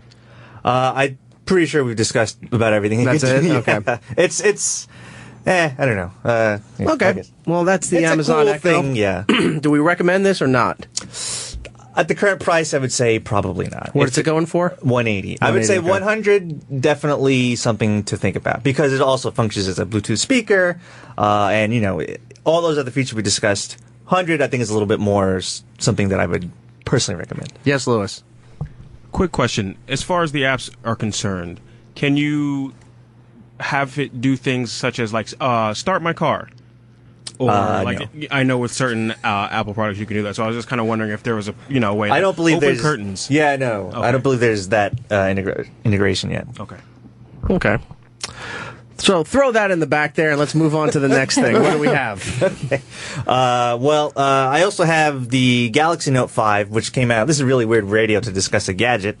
Galaxy Note 5, it came out a couple weeks ago, and it's basically Samsung's latest. They're called phablets in the business. They're basically phones that are like so big, they're almost like tablet sized. This has a 5.7 screen, and it's like so nice, the phone. My only concern again is that it is like a $700 phone to buy, and now that all the major carriers have sort of done away with contracts, and you have to I was going to ask you about that too. So that's true. Where I was reading something about the new iPhone that comes out later this month. It's the i6s. They're calling it, right? All right. Likely, yeah. So I read that at least with AT&T, that when your contract comes up and you're able to upgrade, what have you.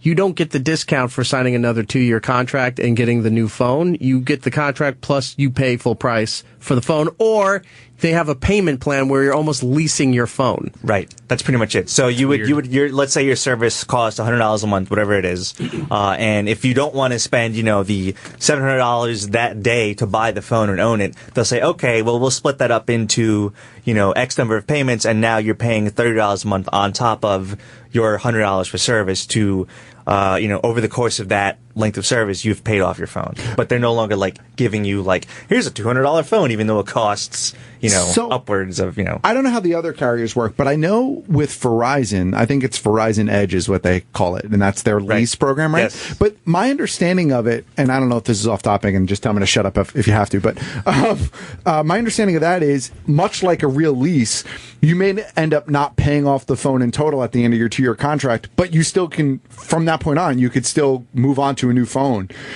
Right, you don't have to pay off the balance of that phone, do you? No, I'm not. No, how does that work? Yeah, to be honest, I'm not sure how that scenario would work. They tried to sell it to me because it wasn't mandatory the last time I upgraded, right? And they were like, yeah, because you don't have to actually pay it now, but my understanding was that I was leasing it, and at the end, you turn it in, you get the next one, and you start leasing the next one. So as long as the phone's not damaged and dinged, and maybe because they realize that there's a resale value or on a phone after. Yeah, I mean that's like an entire sort of cottage industry that has popped up over the past couple years, where there's companies like Gazelle and even Amazon, where they will take, if you have last year's model iPhone or what have you, they'll take it and they'll give you 50% of the value, 60% of the value, some percentage of the value, depending on the condition. They'll take it because then they can resell it for wherever, and now you've gotten money for your phone. I tend to buy my stuff unlocked. I have some weird T-Mobile plan where you had to go to Walmart and ask a guy. It's some weird convoluted way to get the plan, but I buy my phones unlocked, so I don't really answer to anyone. So it's I want this. I'm going to pay for it. It's mine. And I just pop in my SIM card, and off I go. So back to Samsung. Right, yes. What is your opinion of Samsung phones in general? I was a Samsung guy. Okay. I'm still on a Samsung right now. But I have my Samsung right here. I don't know. I kind of feel like my love affair with Samsung is starting to dwindle a bit. They have had an interesting couple years, because what happened was, I would say from 2011, 2012, 2013, they were on top of the smartphone world. Yeah. It was, for a lot of time, the narrative in the business was oh, Apple's on the defensive, all that sort of nonsense. But what happened basically was, they came to be under criticism for their phone build quality. They would kind of use cheap plasticky stuff, and it just didn't feel like a high quality device. And then what happened was, there's a lot of companies in China called Xiaomi and Huawei that they've sort of come in, and now they're offering phones that are almost as powerful as the Samsung phones, and they're less than half the cost. So if you're Samsung and you're used to selling, X million units in China or what have you, all of a sudden you're not, because there's this startup company that's selling phones almost as good as yours for less than half the price. So I would say they've had a weird couple of years, but with the S6, which came out, let's say April, and the Note, which, this came out within the past month, they've completely turned around and said, okay, we're going to, design is important to people. We need to build high-end items. We're going to charge, high-end prices for these things. We need to justify that. So they have completely turned around, and it's you can hold it. It's a completely. It just feels like a high end device. So that I would have. If you have the money, if you're in the market for a new phone, nice. it's pretty nice. Yeah. I've had a bunch of the Series Galaxies. What's out now? The 6? Yeah, the S6. All right, so I think I have a 5. But that particular one is the 6. This is the Note 5. That's the Note 5. Yeah. Okay. The Note's the big one. Yeah. Okay. But even the version I had before this, I felt like they started like the planned obsolescence kicked in like at a year and change. Like it just started bogging itself no matter what I did, even after factory resets, which I hate doing. But it just I don't know. I kind of feel like I kind of feel like the quality overall is just fading. It's a common complaint, and part of that is not to justify the fact that it's getting slower, but like smartphones move so fast now that like something you bought 6 months ago, it is in fact obsolete because there's like a new one on the market that's twice as fast, yada yada. So these things become obsolete. That's why Apple has a yearly event. Remember back in the iPod days? Yeah. It wasn't yearly. It was like every 2 years. Every like 18 months or whatever. So this thing is just so quick now that you're kind of left behind But even like, not even compared to other products, I feel like compared to its original self. Do you know what I mean? Like, I feel like they're giving out the product and then the spoiler for the next one as they're selling the first product. So I've been toying with what happens when I upgrade in a couple months. Do I move? Do I continue my affair with Samsung, or do I go to like HTC? Or because I'm an Android guy. Okay. So I'm just there's nothing wrong with that. Yeah. I would say kind of overall we're at the point where like you would have a very hard time to walk out of a store and have a bad phone type of thing. Like they're all like at that. A couple years ago that wasn't the case at all. Right. But nowadays it's like you're likely going to walk out with something that's okay. Okay. Yeah. Right. And it comes down to the little things, and that's where sites like Motherboard and like Engadget and Verge, where like there's these in-depth reviews on like the minutia of like what makes these things tick, and that's where people sort of spend a lot of their time. Like, oh, I like this, but I don't like that. I need a removable SD card. I don't. That type of thing. Right. Where if you're a normal person, you're not going to do that. You're going to walk to a store and say, I want this. I want the Samsung, or I want the iPhone type of thing. Right. So, what if you just slap a bunch of money down and says, "Give me a phone, any phone. I'll take what you got." They will probably give you whatever they get the biggest commission off. It's something from the Sprint section. So this is your opinion on this worth getting? Yeah, this is definitely worth getting. If you're in the market for, if you're content with your phone now, I don't see a whole lot of reason to upgrade. But if you're looking for phone, particularly if you're, is this the crossover phone? Is this the what? The crossover phone.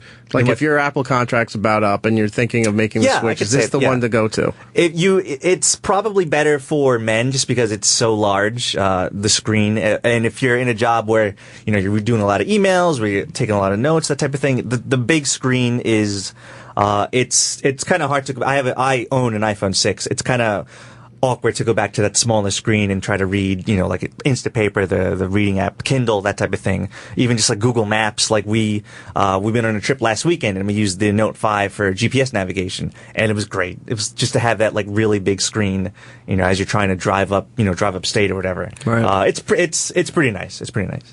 Okay. Do you think you make that switch or no? Still a little undecided on it? Yeah, I'm undecided. What about someone like me who wants to go back to a flip phone? Where do I? I think LG just came out with one a couple weeks ago. There was a big hullabaloo for a day, oh, LG released a flip phone again. Kind of want one. I'm getting tired of the smartphones. What if you sell drugs and need a burner phone? I would say go to Walmart, get a track phone, and pay cash. Yeah. I like where I like where R is going with it. Could you answer a couple calls? Yeah, sure. All right, let's go to Dan in Pennsylvania. Let's ask you about phones. Dan. Yeah, hey, how's it going, E-Rock? Good, man. How are you? Pretty good. Hey, I was just curious what you guys thought of the new Sony phone coming out, the new one with the only phone with the 4K display, and it's waterproof and all that stuff. I know phones have sucked in the past, but they're kind of making a resurgence with this phone, I guess. I was just curious what they thought of it. Well, I haven't used that particular phone, but I would say that generally speaking, Sony has sort of decided in the past year to get really serious about making really nice phones, just because so many phones are sold yearly that we can't ignore that type of thing. To have a 4K display, I mean, that sounds super nice, but I don't know that I would need that type of thing. But also it has like 2 batteries in it. The battery's supposed to last for 2 days. Right. Yeah, if that type of stuff is important to you, it's certainly something worth taking the time and looking up online, because again, there's so many publications out there. There's so many guys with like YouTube channels that it's super easy to become really informed of this type of stuff. Pretty easily. Like I said, I haven't used that per se, so I haven't used that, so I can't really speak too definitively about it. But I would say that Sony has greatly upped their game in the past year or so. Well, 2 things that were said. One was the 4K screen. The other is waterproof. That pretty much is making me think it's expensive. Yeah. I don't think they released the price yet. It's supposed to come out in like the middle of September, I believe, but I don't think they released all the details yet. Okay. $80 billion. Yes. Yeah, probably. Well, I feel like if it's going to be streaming 4K, you definitely need that second battery in it. Yeah, that's a good point. And also, like, 4K on a phone kind of defeats the purpose. Yeah, I don't understand like why people would want 4K on a small device. I mean, I appreciate the sort of inexorable, push for tech, but I don't know how much sort of 4K content is out there that you could even watch on it. But the more the merrier. That's those things that are on small devices that are kind of more high def anyway. 4K is really only valuable on a bigger screen. Well, yeah, I mean, unless you're going to probably do like HDMI out to your TV on it or something like that. Right. Like a 4K TV. I was going to say, they have a hard enough time getting people to buy 4K TVs. Right. Selling the phone is really going into a very niche market. Okay. And I think they that issue with the Samsung bogging down, like you mentioned before. And so, Dan, your phone's breaking up. What phone do you have now? Yeah, what phone are you using? One of those burner phones. I'm telling you. It probably has a Sony. That's why Here's he's some asking dogs about barking, and then you hear like rustling through the leaves. We'll know. Dan, I'm going to put you on hold. Lewis is going to get your information. I'm going to give you a copy of 20th anniversary edition of Hackers on Blu-ray from our friends at Shout Factory. So thank you for calling in there. Did you have anything else that you wanted to discuss here? Because I know one of the things you sent me on the list I want to talk about, but that you don't physically have here, but we still can talk about it with Super Mario Maker. Oh, yeah. I know you're a Mario guy from way back, but yeah, it comes out on the 11th. It's for the Nintendo Wii U, and basically you can create your own Mario levels. You use the Wii U sort of touchpad controller to draw levels and drop in Goombas and drop in like shells, and it's just right. That sounds really cool. It's just like fun in a world where there's like Call of Duty and all this sort of like violent stuff, which is whatever, but it's just really lighthearted fun. I like that you can take elements from past series, like the original or Mario 2, 3, whatever, but then you can mix it with stuff from Mario Galaxy into the same game. Nice. And you can adjust the graphics to look like the graphics of that time.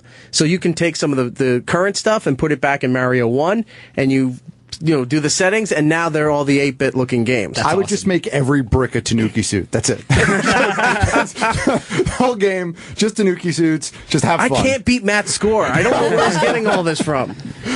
But I saw were you at San Diego Comicon? I was not. Okay. They had 2 different sections. There was a separate thing away from Comic-Con that Nintendo had, and then inside they had a little mini pavilion which was just Mario Maker. Right, yeah. And they had it set up with the graphics and the walls and everything were all there, and you could play the game and have fun with it. You couldn't buy anything yet, but right. I actually was one of the few games that I waited online to actually try for myself, and it seemed a bit complicated at the time, but I think as long as you spend a little time with it, it becomes second nature as far as building everything that you want. Yeah, and that seems to be the time-consuming part, is building the level that you want.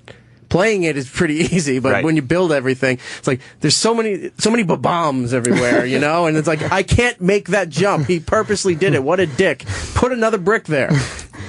That's the fun. Yeah, it's definitely awesome. a few minutes you know how to play it. It's they're trying to sort of tap into the Minecraft like creator maker sort of ethos of gaming, how that's sort of gone in the past couple of years. As far as things that I could recommend, our review will run in a couple days, but that's a keeper, definitely. Is there an online component to it? Can you play with other people? You create a level and then you can share it, and then if you create a level, I can play your level. It's like Little Big Planet. Little Big Planet, where you can build your own thing and then share it with the server. But you can't play online against other people. No. Okay. And you can't upload stuff to YouTube, which there's been a little bit of a backlash. Like, why can't I show gameplay videos on YouTube or Twitch or anything like that? You can't. Well, there's ways around it. Yeah, there's ways around it, but not built in. Can you make Super Mario 2 levels like that? No. What is there? There's the original Mario. There's Mario World. There's Mario 3 and New Super Mario Bros. Okay. 2 was like the oddball. Yeah, 2 was the oddball. Well, 2 was always the oddball. 2 technically wasn't a Mario game. It was another game they just put Mario in, so they probably don't have the rights to do that. Just nothing but a giant digging level. Yeah, that's what it is. It's the whole world is just sand traps, and you got to keep going for 10 minutes before you can end the level. Hope you find a turnip. Yeah, that sounds terrible. That's the point. You upload. It's like, this one guy has the best levels, and you download his package there, and you're playing it. Like, what? Your friends are dicks because they're telling you these games you can't beat them. All it does is kill you. Yeah, a lot of the levels that are there now, they basically fall into 2 categories. There's the levels that are basically impossible to beat, and then you see the comments, and then just oh, you're a jerk. How no one can beat this type of thing. It's all lighthearted fun. And then there's a category of level where you basically just you hit start and the level plays itself, like you're on a conveyor belt and you move around, kind of it's called a Rube Goldberg machine where everything's flying all around you. Right. You're basically just sitting back and watching the level play itself. That's cool. Some of those are pretty fun. Can you hook up your Rob robot from the original Nintendo to it and let it play? I don't know. I haven't tried that. Someone freaks out. What about the Power Glove? Again, I don't know. If you're going to bring these things back, you got to go full force here. I agree. I want a Power Glove smartphone. There you go. Power Glove Echo. Power Glove Echo. There you go. Talking in the I arm need all the time. toilet paper. I'm on the toilet. Who's the guy dressed like Dr. Claw talking to himself? All right. Anything else, or is that it for today? No, that's about it. We will be at the Apple event next week. That's what I said. September 9th. September 9th. What do you expect to see there? It's all pretty much leaked all over the place. The iPhone 6S and 6 Plus. Those will look pretty much the same. The new big feature this year is going to be called Force Touch, unless they change the name last minute, which basically means that the screen responds to different pressure sensitivity levels. So you can tap and you tap, or you can press and hold, or you can, tap real hard. That's a problem, because I'm having a problem right now on my phone where I didn't realize if you're sending a text to somebody that if you press it the wrong way, it starts recording. Yes. And so if you're in your car, it's all of a sudden I just sent 30 seconds of me singing some dumb song in my car, and then you hear the ding, and wait, what the? And then you see a waveform, and you're like, no! This is why Eric's worried about the Echo. He doesn't want it to record him singing in the shower. But yeah, that pressure touch sensitivity thing. It's hard enough getting my mom to use her iPad, and now she's got to do different levels. Well, I mean, we'll see how they market it. We'll see. I mean, that's entirely dependent upon the Where software. are my grandkids? I want to see Disney take down Apple and make them change the name of it. Yeah, the Force stuff. That's what I was thinking. Well, are they just giving out spoilers early now? Because I remember back in the day, it would be oh no, what's going to be spoiled from Apple? And it'd be prototype leaks from phones left at bars. Now they're just this is what's going to happen in a week. I think the issue is that when they make these phones, the supply chain, the amount of human beings are involved in physically manufacturing these phones, it's can't keep it. It's impossible to sort of keep this thing a secret when there's untold number of reporters poking around all day, every day. Yeah. It's just a function of where things have gone. Okay. Nicholas, thank you so much. Where's your Twitter here? It's Nicholas A. Deleon, Nicholas A. Deleon. I like just saying it like this. Sure, that's fine. Great. On Twitter, also Motherboard on Twitter, motherboard.vice.com. Yes. That's a pretty cool gig that you have there. We'd love to have you back on. I know it's hard to do it weekly because technology doesn't come out that fast. Right, yeah. But what are we looking about? Maybe in October? Or do you want to come in at the after the Apple event, which pretty much is leaked? Is there something there maybe we can touch on? Or I'll be in touch, yeah. But yeah, I'm happy to do this, whenever, basically. Okay, great. Cool. We'd love to have you back. And thank you, everybody over at Motherboard, for coming on board with this. Yep. And it's the beginning of a beautiful friendship. Yeah. If you say so. Oh, okay. Well, that's all right. Now Matt's not included in it. Oh, jeez. Any products that you get, Matt OG does not get. No, he's not very gracious. here. You're a rat bastard. All right. So Alexa, play the sad Hulk walking away music. Matt, Sad trombone. beat it. R, open the door. All right. So when we come back, Alicia Debnam-Carey from Fear the Walking Dead is going to be here. We'll talk to her. We'll be right back. Let's do it up. Beat it. Now, it's Erik Nagel. Is it Debnam? Debnam-Carey, Alicia Debnam-Carey. Just making sure I got it right. Yeah, no, it's not the easiest name to pronounce, so I get it. Well, you just did me a big favor here because now I don't have to introduce you because you said it right, and if I do it, I'll say it wrong. But Alicia is here. Fear the Walking Dead. How are you? I'm great, how are you? Smooth, Eric. Yes, very very smooth. Just So jump right smooth. into Look it. No one at even that. How are Fooled you? me. I'm really good. I've got this lovely cup of green tea here, which is just, what a beacon of hope for my morning. Nice. The warmth. Keep you nice and warm in this ice box here. Yes, it's so cold in here, but it's boiling outside. It's like I'm melting. It's in the when I 90s step- outside. Yeah. Yeah, it's ridiculous. It's very humid and swampy I do out. like the humidity. Well, you are, for those who don't know, you're from Australia, so I can imagine that you're not used to the heat from being down there. Yes, and LA, because I live in LA now, and it's boiling there as well right now. Ugh, I can imagine, especially with like all the droughts going on and everything out there. It's got to be really No brutal. water. Oh man. It's not going well. No, it's good. But the weather is not why we're here to talk to her. It's Fear the Walking Dead, which is on Sunday nights, 9 p.m. on AMC. The brand new companion piece, as we're calling it, to The Walking Dead, because it's not necessarily a spin-off since the other characters aren't in this show. Yes. And it's not fully a prequel, even though it's explaining where some of this is starting and how this the whole outbreak is coming to be here. So this is a great position to be in on such a popular show that already has a built-in audience. Yes. I mean, there's a lot of expectation around it too. We went to Comicon, and what was incredible was seeing, no one knew us when we got there, no one seen the show, but already the fans were just so gracious and so open and willing to receive what we had to offer them. And it's just what a testament to the show, I guess, and the franchise that, has come before us. Yeah, Walking Dead's known to have a pretty rabid fan base, and they will latch onto anything. Amazing. You give like a 10-second teaser that they haven't seen for next week, and they're like, "Oh my God, blood!" It's like, all right, calm down. Yeah, yeah. It gets like 10 million hits, and you're like, "Wow, that's like in 2 hours." It's incredible, and like it is so lucky for me to be able to be a part of that.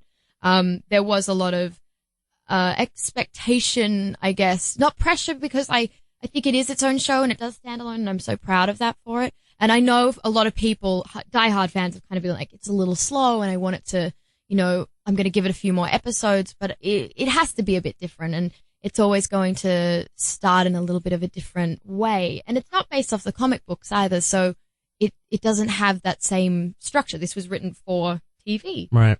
So it definitely has maybe more of a filmic, a creative license, I guess. Right. Maybe. Because we can do a couple of other things, or anything that's different. Yeah, you can really get away with a lot of stuff because the comic fans, I'm a big fan of the comics. You are? I've read like all the graphic novels. I love when I actually get to talk to people that are really big fans of it, because it does make a huge difference. Yeah, it's great. And then that's the problem too, because sometimes you'll see someone on the show be like, that didn't happen with that character. But then you start trying to piece it together, like, well, how are they going to flip this, and who are they going to do that to? So can I ask you, have you watched it? I have watched. I watched both episodes, Did you like and it? I actually did like it a lot. You did like it? I really liked how they're something that I've always talked about with Walking Dead is trying to live in the zombie apocalypse with people who have like addiction problems, and how they're going to live their life when they don't have what they need. Yeah. And like, especially with Nicholas and his opiate addiction. Yeah. And then you also have to think other people who might need like actual psych meds, and how the whole breakdown of society is going to go. And I think it's really cool. Well, I think what's so interesting about Nick and Frank's character is that he's often said quite a lot that because he's started out with nothing, it might be easier for him to survive the zombie apocalypse, because he has nothing to lose, really. Like, he's already lost everything. Yeah. And whereas my character, Alicia, it's a complete opposite. You know, she has everything to lose. She's the one person in the family that's kind of got any ambition and hope to go anywhere in her mind. She's going to Berkeley and she's ready to get out of Los Angeles, do something. And of course, that all just falls into hopelessness. Wouldn't it be great if there's just this weird storyline where all this is happening and like you said, she's going to Berkeley and she just blows up. She goes, this always happens. Yeah. Every time I get something to call my own, something ruins it. It's like always Nick gets the attention. Yeah. Well, that's my dream school. That's one of the things I loved about the Nick storyline when it was integrating into the families. It's no spoiler at this point that it's a mixed family, children from different marriages together in a new family here. And when in the second episode, where towards the end, I guess, when Nick is having a seizure, is that's from detoxing, I think, right? When he was laying on the couch and everything. So he's detoxing, he's having a seizure, he's throwing up, and you're ready to go out. And I think you were going to go back to check on your boyfriend that your family pulled you away from, and you went, no, don't do this to me now. Like you're leaving to go to the mall. Yeah. You know? I mean, meanwhile, all this shit's going on and you're just worried about yourself. And I'm like, that's true to the character. That's how any teenager or college student would be. Like, I'm going out with my friends. Yeah. Don't die on me now. I'm not dealing with it. Yeah. But also, you know, it's not the first time she's had to deal with that. It's that's what I'm saying is so great because this is old hat to you. Yeah, it is. You're constantly cleaning up after him. Exactly. It's constantly on her to do it. And so I think, what we'll hopefully, you know, come to discover more about Alicia is that she isn't hostile or, you know, petulant because she is inherently so.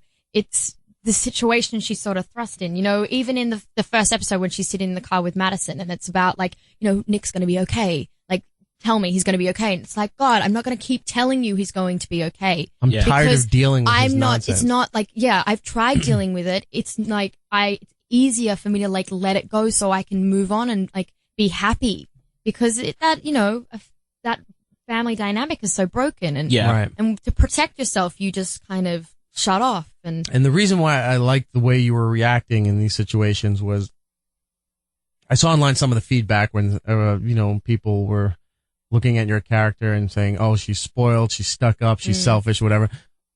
But in reality, when you've dealt with that all your life, that's all you know. And that's the way you react to it. It's like, look, you feel bad that your brother's a drug addict and everything, but he constantly is lying. He constantly disappears. You can't trust him. He's broken every promise. You're just at the point where, you're kind of numb and walled off from it. And you go, I'm not dealing with this shit anymore. And then everyone looks at you like, why aren't you helping him? Why aren't you taking? And it's like, no, you don't know the shit that I've been through all my life dealing with this. You just can't cater to this anymore. And it's always the case too of like the high achiever who's actually trying to do good and not getting any kind of You're Lisa from The Simpsons. Yeah, kind of. You're trying to get out of Springfield and they keep sucking you back Exactly, in. Always find a way to tie it back to The Simpsons. Always. If we could go backwards a little bit to what you were saying, you went to Comicon this year. It's your first Comicon. And what a way to debut at Comicon, the mecca of all this geeky nerdiness, and you're on probably the hottest show that everyone was talking about that's coming. And so you go through there. I saw some of the videos and the panel discussion and everything, and it was very well received. We had Kim Dickens on not too long ago, and she didn't notice this. Yeah, we had her notice this. So I'm going to ask you if you noticed this. Oh God! Did you notice the big Fear the Walking Dead display they had across the street from the actual convention? The church? Sort of. It was across from the Hard Walk. Hard Walk. The Hard Rock. Past the I'm saying walking, but past the train tracks, there's the Hard Rock right here, and then over here, for like the first day or so, nothing was going on. It just had the Los Angeles highway sign and the stairs, and they were all chain link fenced, so you couldn't really get in. And people were just taking pictures, not knowing what it is, and other people were like, "Oh, it's something Fear the Walking Dead because it says Los Angeles, right?" Right. So then they open it up, and it's just, a weird staircase alleyway kind of thing, and people don't know what they're doing. So they go up there and they're posing for photos and stuff. And then they release the walkers, sorry, not the zombies. and terrify everybody that was there trying to take their photos. All of a sudden, these people come out and they're screaming, and everyone turned around like something happened. Great. Somebody got assaulted at Comicon. Turn around and there's the walkers coming down. People trying to take their photos with their dumb selfie sticks and drop their phones. And yeah, it was very well done. It was just a small little exhibit that did nothing for the longest time. Right. Then opened it up, terrified everybody, closed back down. And waited a while again, and then did it again. So it's like every time you hear people screaming, like, another group fell for it. Did you get a chance to go over there and see it? No, I mean, we did a signing at it was on top of the Hilton, though, I think it was. And they'd done it up to look like the church, and they also had walkers in there too. But it wasn't, unfortunately, you know, when you're a part of like Comicon as a show, you don't really get to experience the full like random of it. You probably get like corralled around everywhere. Yeah, you are, and you're just like transported from one place to another. And I mean, luckily for us, we kind of got to experience a bit of that. But like the Walking Dead guys, I don't know how they even do it. Like they can't move. I don't think they do anymore. I think they just kind of show up and like wave like the Pope and then just fly away. Did they make it easy for you? Like you're saying you're at the Hilton, but were you staying at that hotel? They have you at a different hotel and bringing you over, cutting through all that crowd. Yeah, no, we were removed quite far from the city actually with the Walking Dead because that's where we were. We were over I forgot what it's called, Marina Tower or something like that, and it was maybe 10 minutes. Like I could see the convention center across the bay, yeah, but I was all the way around in this whole isolated area. We were too.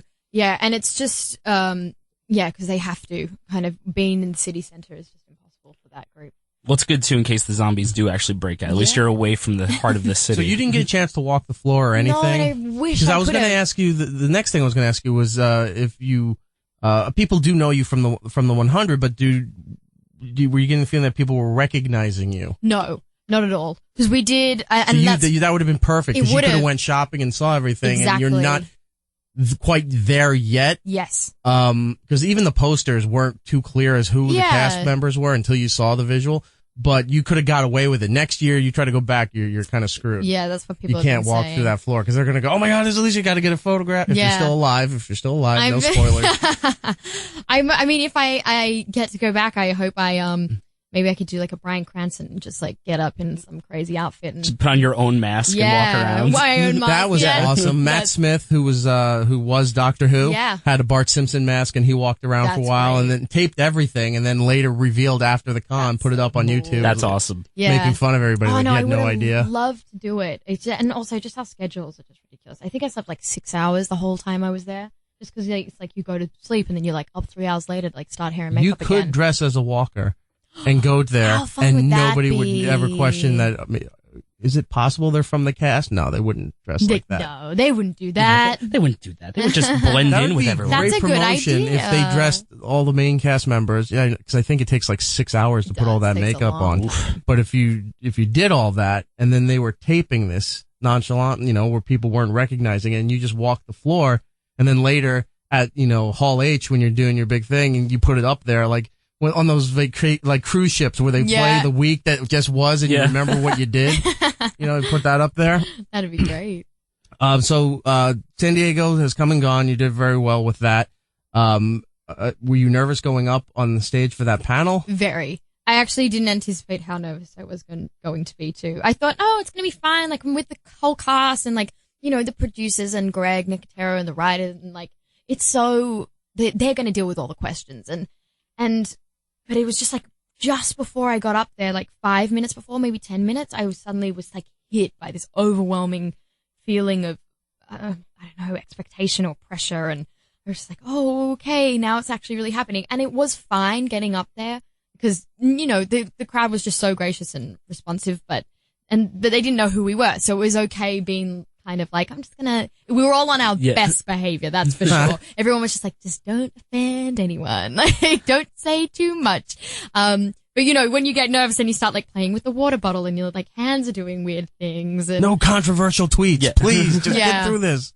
And like, do you wave when you get up there because no one knows you and no one cares? So you're just like, hi, thanks for having me. So how big was the crowd for the panel for like for the pilot? Was it like a really big like auditorium or? Yes, it was Hall H because we followed. That's the big 2,000 people. I think it's 7,000 to max it out. Yeah, was it maxed? Yeah, because they had on that day. That's amazing. Walking Dead was before us. then it was Game of Thrones after us, and then it was Star Wars. Yeah, you had a big crowd. Nobody was leaving. Yeah, no, we had that, and so they squeezed us in the middle, so no one would leave. That's great. That's a great experience. Yeah, it was incredible. And what have you noticed has changed so far from doing Fear of the Walking Dead? You know what?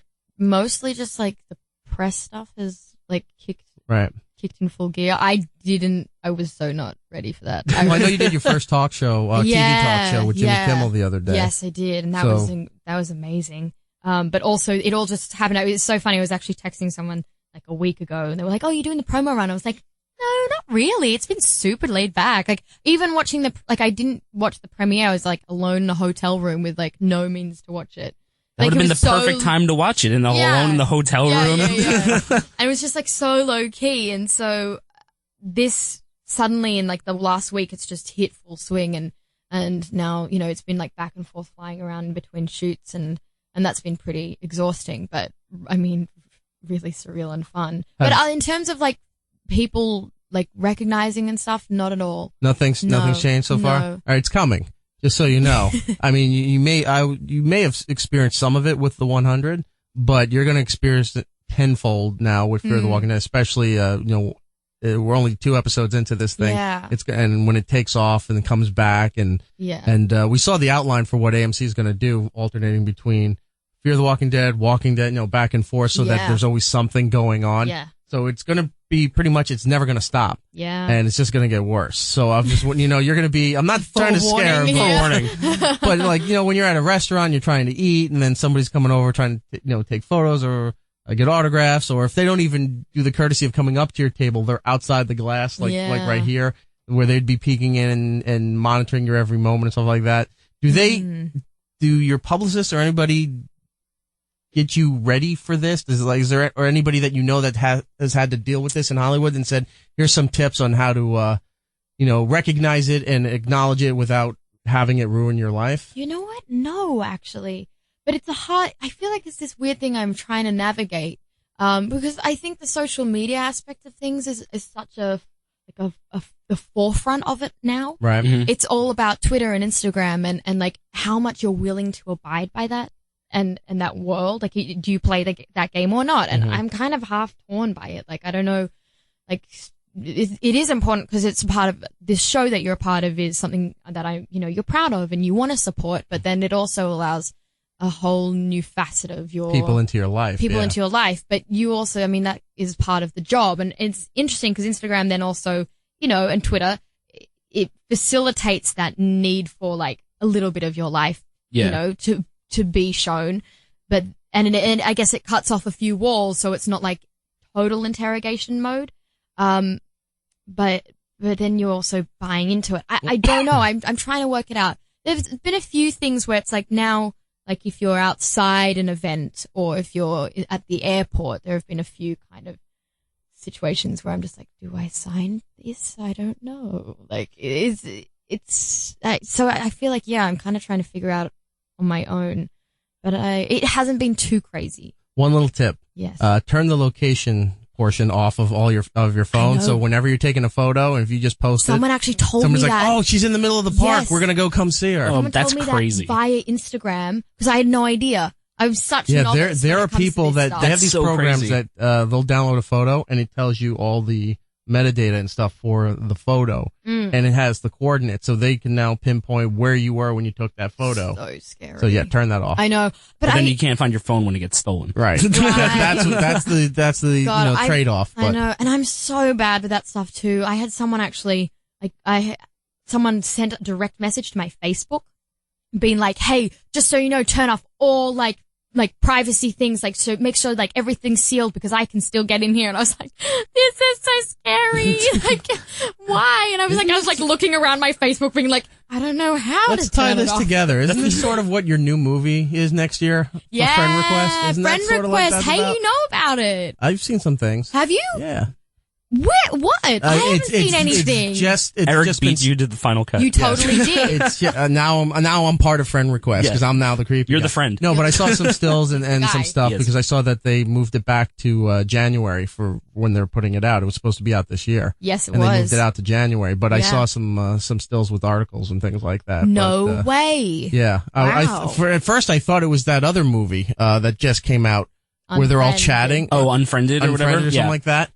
If it's a similar concept or whatever, but it's all about the online invasion for younger people. Yes. So look for that in 2016 when that comes around. I'm excited to hear a little bit more about that. I haven't heard really what's going on with that because they pushed it back. So hopefully I'll get to see a final cut sometime soon. That'd be nice. Yeah, you're in the movie. Maybe give her a DVD. It might be nice. Fear of the Walking Dead is Sundays 9 p.m. on AMC. You play Alicia Clark.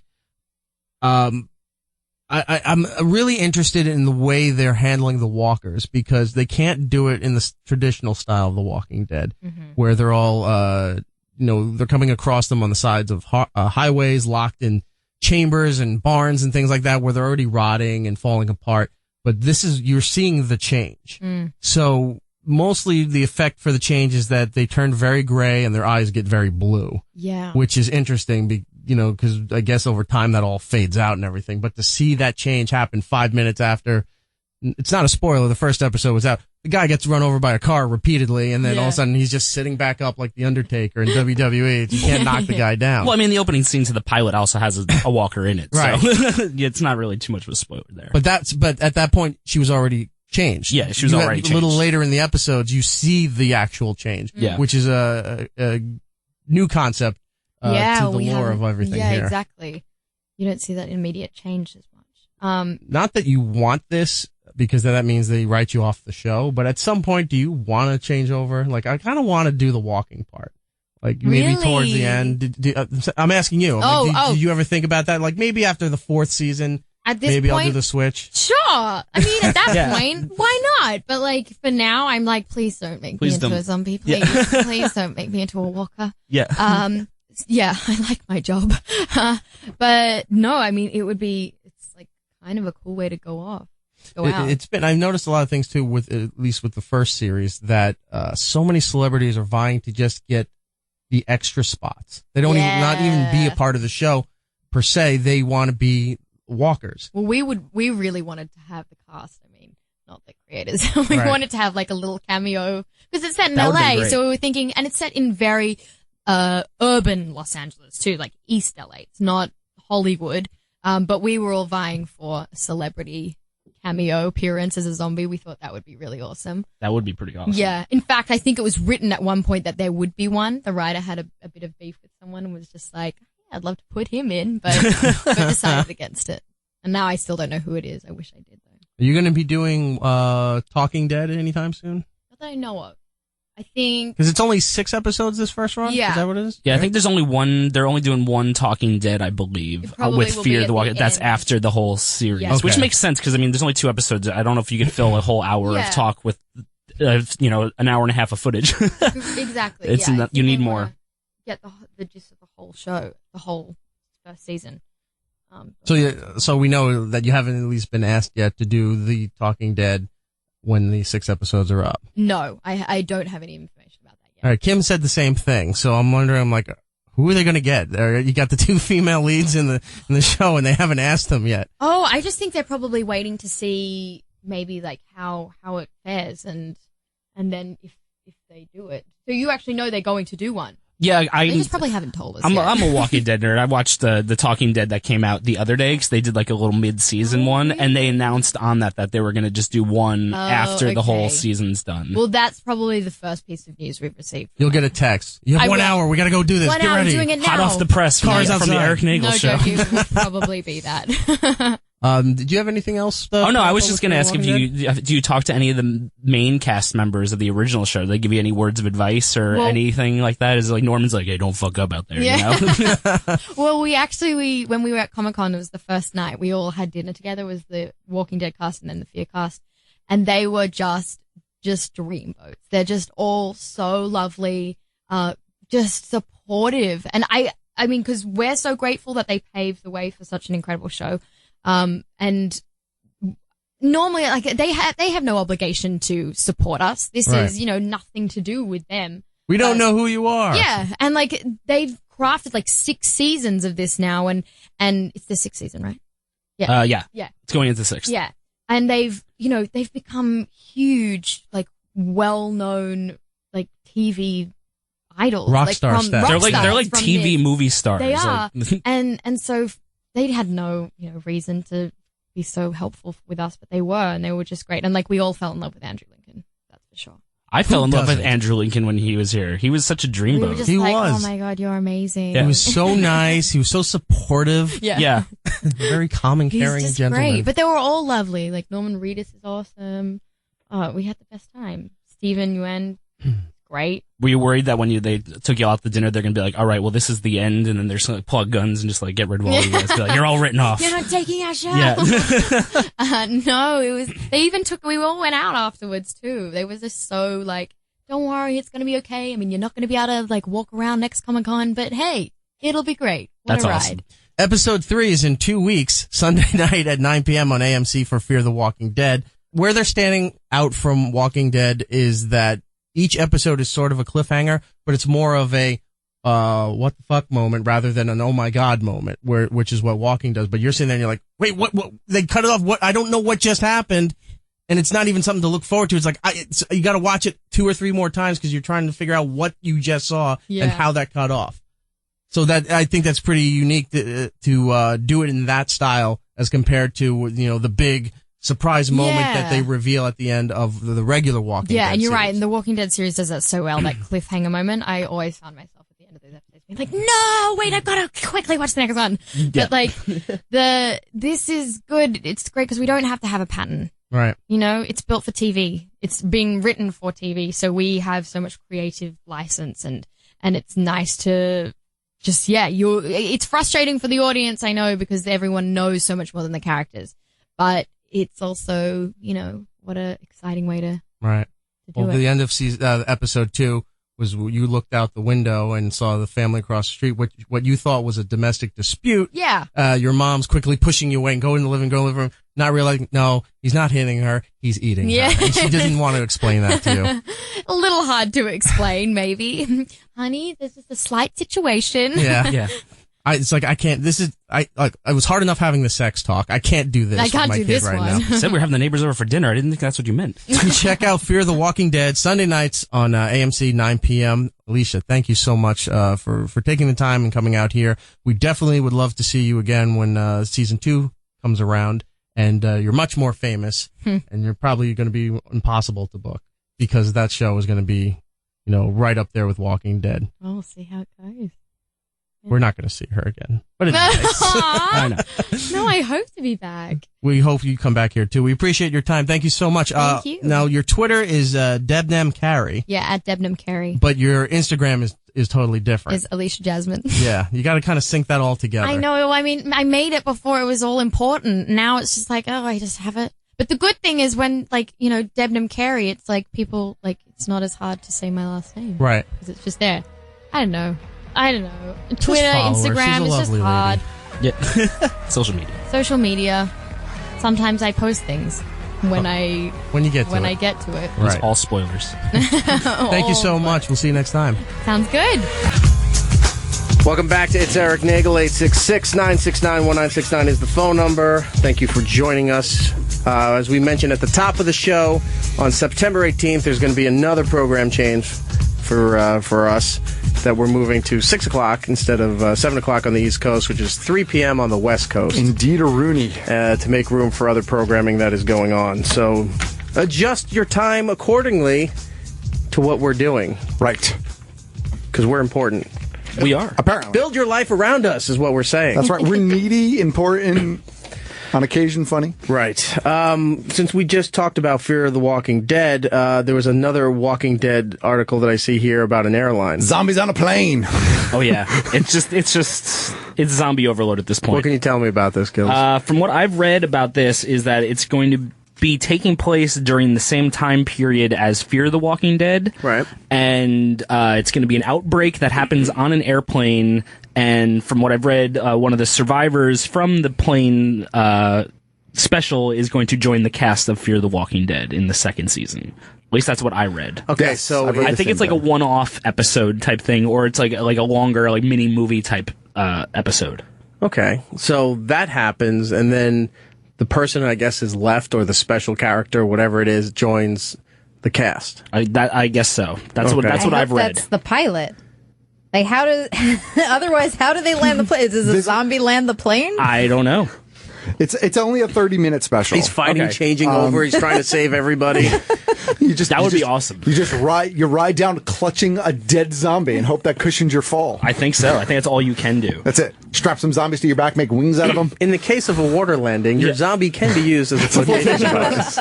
But yeah, it says it's just going to be like one standalone special, so we'll see what happens with that. I think it's a gimmick to introduce another character to the show and just give us zombies on a plane. I don't have a problem with that. I haven't Yeah, seen too I many like that. zombie on a plane movies. Well, Yeah. I think conceptually it's interesting because there's no escaping it.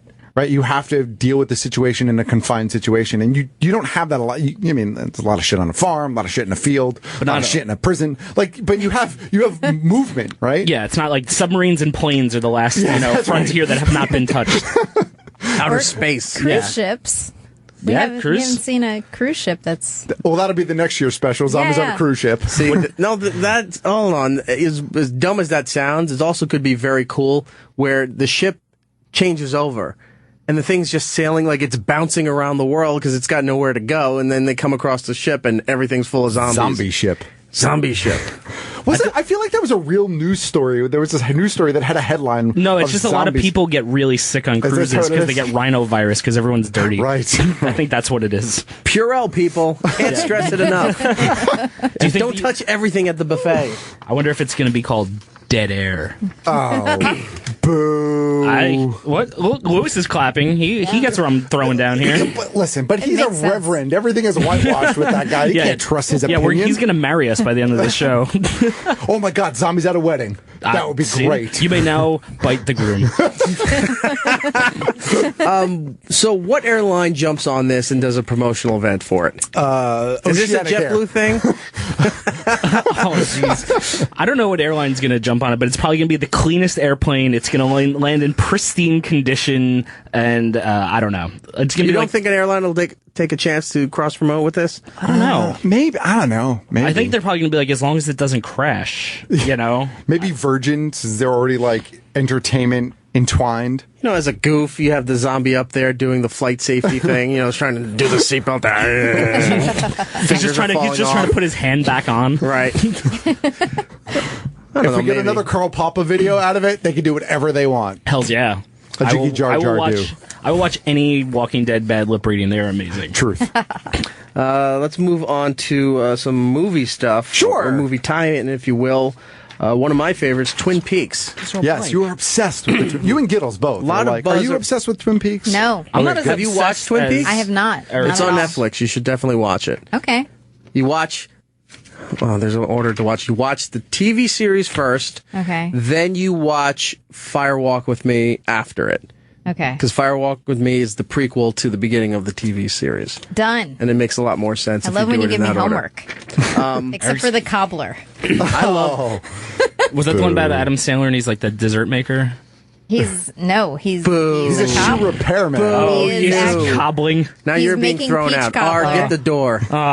Everyone's being I believed thrown you out. for a second. No. Twin Peaks It is... sounded real. Twin Peaks is great because it was so frigging bizarre. Like the first season, earmuffs there, Lisa. First season was about the death of Laura Palmer. Right. Then the second season had nowhere to go because they already solved it at the end of the first season. So Right. then they just tried to go weird with this the Black Lodge, the White Lodge, the little midget that's dancing, you know. Well, that's because the network screwed it up and told David Lynch that he had to reveal who the killer was, and that's why the show went downhill. Because That's the reason? Yeah, the network basically said, we can't have a show keep going on with this mystery. We're going to lose fans, and you have to reveal who the killer is. And he did it, and then everyone's like, well, that's why we watched the show, because we wanted to figure it out, and then people just stopped watching. And that's why the second half of season 2 gets really weird. Yeah, like when the one lady gets absorbed into the wood of a cabin, Yeah. and her face is just showing up in different panels. Oh, David So Lynch. strange. So, excuse me, I was obsessed with this show just because, and especially the way season 2 ended, not like a lot of stuff made any sense, but later on they kind of alluded to why things happened. So now you're thinking like, okay, this lodge is aliens or some kind of, mystical time traveling thing. Right. So like, okay, great. Now it's just getting better. And the series gets canceled, so you don't get to see the next progression on it. So with it coming back, I'm hoping they explore that lodge more. Yeah, it's actually filming right now. Right. Yeah. So I've been following all the hype and everything. Grand Prospect Hall. I've been following all the hype and everything for its return. It was coming back, then it wasn't, but now it is again, and now they're taping. Right. And this is interesting, and we may have to book on Zombie Air to go to London. I am totally down for that. Apparently, there's a pop-up restaurant for cherry pie, cosplay, and damn fine coffee. Now, if you watch the show, that makes a lot of sense. If you didn't, these people were obsessed with coffee, donuts, and cherry pie. Nice. Mostly Kyle MacLachlan's character, who's Right. Agent... I love Kyle MacLachlan. Agent Cooper. Yeah. I think I'm dying. Yeah, I think you need sugar. Yeah, I probably do. Stop tempting me. Also, surprise... David Duchovny was in Twin Peaks before he became David Duchovny as a transsexual FBI officer. Sure. So he was still him, but he was dressed as a girl, full hair, makeup, wig, and everything, and he was trying to solve crimes as an FBI agent. But you walk in, it's like, holy shit, it's David Duchovny. Not a bad-looking woman. So I want to go over there to London and go check this out. Yeah, so it's a pop-up restaurant. It's $100 to get in, and when you get there, you have to make a reservation to go. But you get like a character card before you go, and like you're supposed to like portray that character while you're there, and so you're playing like one of the town residents. That's weird. And so you interact with like the staff, and you interact with the other. Oh, I was hoping like the staff was doing the cosplay. I think like Bob the Killer is showing up. No, he's peeking from the table next to you. You're part of it as well. Do your own dirty work. I don't want to work. I just want to see it. Well, stop being lazy and dress up as a giant slice of pie. Be the giant. Whenever the giant shows up, all the lights in the place go off except one spotlight on you, and you say something that makes no sense, and then the lights go back up, and everyone's back to normal. There you go. See. Go ditch that. Done. Back in the day, jukebox is playing again. There you go. Pull some strings. Make it happen. Well, you have friends over in London. I do. Maybe they'll bring it to New York. I wonder if they'll bring it to New York after it's successful. I think they would. I mean, they're filming in Brooklyn for Twin Peaks. Yeah, they're probably using London as a test audience. Yeah. And it's been doing well from what I read. I mean, it's been sold out, and you definitely have to make reservations for it and stuff. So, I wouldn't see why not if it's successful. Well, I was saying you have friends over in London there. Maybe they can, if they don't want to spend the $100 to go in, but maybe they can pop over there, take some pics or something for us. Check it out. Yeah, I could certainly ask if any of them are Twin Peaks fans for sure, or if I don't know if there's an open set, or maybe I can at least get them to do some stuff outside. But I know some people. Okay. You know how crazy I'll it make would some be? inquiries. If it showed up here, like remember they did the last year they did the pop up for Central Perk. Yeah. For Friends. That's what I was just going to say. And then the line was around the block, and then they did the Seinfeld one where someone Kramered the door and broke it the first day. Do you know what would do really, really well? As much as I don't want to promote something out there, but this would do really well at San Diego while Comicon was going on. If you ran it that week, it would probably. Because they've done that in the past where they've converted like other local restaurants into things. I remember last time I was there, probably 5 years ago, whenever it was, they converted one of the local restaurants into the cafe from Eureka. Okay. So you can go inside and they had like all the stuff from Eureka in there, all the menu items, and it was all like themed and stuff like that. So they've toyed with that before. They're going to do the mess hall from Terminus on Walking Dead. Be like, it's not people. That doesn't sound pleasant at all. Yeah. What about the strip club from Total Recall with the woman with 3 breasts? So there you go, 3 boobs. I would go there for that. Of course you would. You got to watch that movie with the commentary. It's the best hour and a half of your life. Is it? Total Recall, yeah. It's Paul Verhoeven and Arnold doing the commentary. So it's just 2 foreigners babbling and not making any sense. It is the funniest thing you will ever see. You want good commentary? Yes. Watch the original Conan. Oh yeah, with Arnold drunk. When he's drunk doing all the commentary. He's like, I'm not even watching the movie anymore. He's like, what the fuck? And I'm like, it's like, you're only 20 minutes in and he's hammered. He's like, he's not even paying attention. Oh, the special of the Loin Club. Look at my abs. And they're like, what? He did that on the Terminator 3 commentary, too, because they cut to him and he's just like, they're going to be comparing 1992 Arnold to this body, and I think it's pretty good. And then they cut to everyone else talking about the movie, and they cut back to him like a half hour later. He's like, and so my body's going to look really good. Like, he's still just talking about it. Like, he does not change his thought. It's hilarious. Don't stop me in mid-thought. Well, no, because there was a part in Terminator 3 where, like, the female Terminator, she, like, makes her boobs, like, grow using her Terminator powers, and Arnold's like, that was my idea. Like, he says that on the commentary. It's fucking hilarious. I gave up part of my contract to pay for the effects. Make them bigger. Jiggle. More TV stuff. Your favorite show, Arrow, just released today at 6 p.m. The teaser for season 4. Yeah, the season 4 trailer finally hit today. We've been waiting for a long time, and there's some pretty important things that you see in the trailer. First of all, John Constantine is in the trailer. About that. It's so awesome. I can't wait for him to come over to that show. You get your first look at Arrow's new. Oh, by the way, costume. Constantine is still on demand. I don't know why, but it's still there. Because NBC recognizes the fact that there was an audience, just not enough to support them. Just, for their keeping network. the show. And who knows, maybe CW is like, yeah, keep it around for a little bit longer. Pump up that character. Let him be more successful. Put the DVDs out. Yeah, so I'm sure you'll get a season 1. And it sucks because the show ends like mid-storyline. I really hope CW picks it up and tries to finish that story. You see Constantine in the trailer. Before we get into the rest of it, you see Constantine in the trailer. Any word if they're going to bring the Archangel? No, I think you're just going to see, at first at least, I think you're just going to see So they're not even bringing that storyline into Arrow in some way. I suppose they could. I think it would be smart if they did to at least wrap it up. Yeah, but I don't think they want Arrow to be consumed with Constantine's storyline. I want him to be. I know that you want him to be. But the theme of this season of Arrow is very supernaturally based. So Constantine will slide in very nicely. He'll fit in nicely. He's definitely in one episode. I suspect he'll be in at least one other one before the end of the season, but we haven't heard that yet. You get your first look at the new Green Arrow costume in this. You see more of Speedy in the new costume. Diggle gets a costume that kind of looks like a cross Gittles, between you get a costume? Magneto. I do. Yeah. Nice. Looks like a cross between Magneto and like Professor Chaos from South Park. Like, that's no joke. That's exactly what it looks like.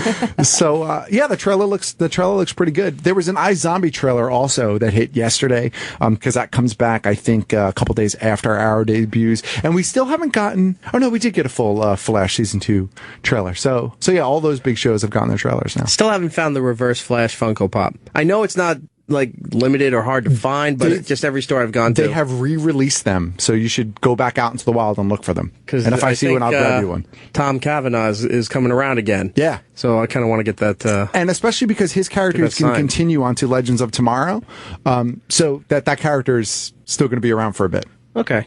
So you're excited. I'm very excited. When are the new seasons? They all premiere in the first and second week of October, so we're just a couple weeks away at this point. They keep pushing back fall premieres way into October now. It used to be you start school after Labor Day, then the VMAs, and then, about a week or so later all the TV seasons start, but they push it back so far now. Yeah, but they've also I think they've shrunk the they've shrunk the Christmas break, and they also take less breaks. Like last year, Arrow came back in September for 1 week and then was off for 2 weeks. And then came back to continue its run. And everyone's like, why the fuck would you do that? Right. So they push it back a couple weeks now, and now they have a longer run at that first go. So. Well, Fear the Walking Dead just did that. They aired 2 episodes, and now it's 3 weeks until until the third episode. It's like, you just premiered this series. You're only going to show 2 episodes and wait 3 weeks? Why would you do that? Oh, wait, I didn't know they were doing that. Yeah. Well, it's not. The next one's not until like September 20th. As we were talking about in the interview, crap. I thought it was just for the holiday, and then it turns out it was even longer. So that doesn't make any sense. Yeah. Like skipping the holiday, I get it. If a brand new series, you want to make sure everybody has eyes on it, but pushing it a second week past that thing, it's just like you're going to lose the audience. Yeah. I mean, not all of it, but you're going to lose a good chunk of the people who were trying to give it a chance, a fair weather viewer, and then by stretching it out because you're greedy, audience goes away, and then you're kind of screwed. Yeah, I agree. For you, we can mention that River Song is coming back. We can. To Doctor Who. Spoilers! Yeah, she's going to appear in the Christmas special this year. River Song, the wife of the Doctor. Yeah. Doctor Who. So she'll get to meet this incarnation of the Doctor. Which is interesting, because if you're a Doctor Who fan and you know of River Song's timeline, he meets her for the first time right as she's dying. With the 10th Doctor. With the 10th Doctor. Right. Gets married to him as the 11th Doctor and meets him for the first time. She meets him for the first time as the 11th Doctor. Correct. So what's left to do with the 12th Doctor in their meeting? I don't know. We'll have to wait and see. But the Christmas special, isn't the Christmas special... is it like Victorian themed or? Oh no, I'm thinking of Sherlock. Yeah, I was gonna say maybe it's just it's like a past. When's Sherlock coming back? I think there's a Christmas special this year, like a Victorian thing. And then the full season is either late spring or summer. I think there's a huge break in that. But Benedict Cumberbatch and Martin Freeman, both of them are very busy. Everything. They're very busy. Look, they're giving us more product. Shush. Shush. No. No. It's not fast enough for Eric. It's not. No. And each episode is a mini-movie. It's the old argument of split seasons where you get, if it's a 12, 13 episode run, you get 6 episodes and then you wait for a while and then the other 7 episodes come. But Sherlock is no more than 3 episodes, so at least this time you're getting 4. And each episode is what, an hour and a half, an hour and 40 minutes You get one on Christmas and then you got to wait till the spring? I think so. So you get 1 episode and you wait 4 more months to get 3 more episodes. I thought it wasn't coming back till like spring 2017. Oh, is it that I long? could be wrong. Well, listen, I don't want to. I'm trying not to upset Eric here, but I may be wrong. When Disney calls you up and Alexis, when is Sherlock back? Alexis died. She's gone. When Disney calls you up and says, "Listen, we want you to be a main character in the next phase of our movies," you probably put Sherlock on hold. Oh yeah, that's all I'm saying. Stop doing Star Trek. He's not doing Star Trek. You ass. He's Doctor Strange. I don't like where you're going with this. Ass. I had to correct you. He went through like 6 words before he landed on ass. I did. There were so many choices that I settled on ass. Oh, that C word was right on the end of his tongue. Yeah, he's like... No ass puppetry here. No. We don't even mention ass puppetry. Let's talk about ass puppetry.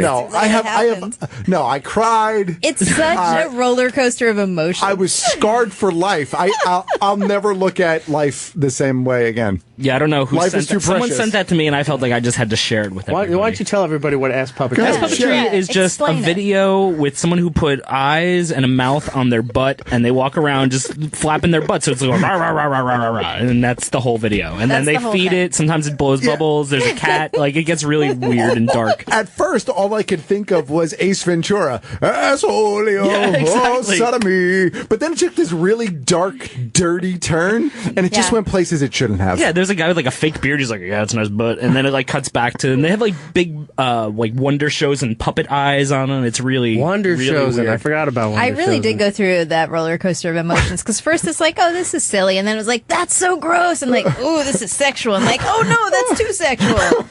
Yeah, no. Why am I? It's not showing up. Cat? Oh, no. Hold on. Oh, Eric's putting on ass puppetry. There we go. It doesn't make sense if like you're not watching it. Well, let's describe it. So it's obviously a girl wearing yoga pants that they glued googly eyes and made a mouth. And it's going Buddha, Buddha, Buddha, Buddha.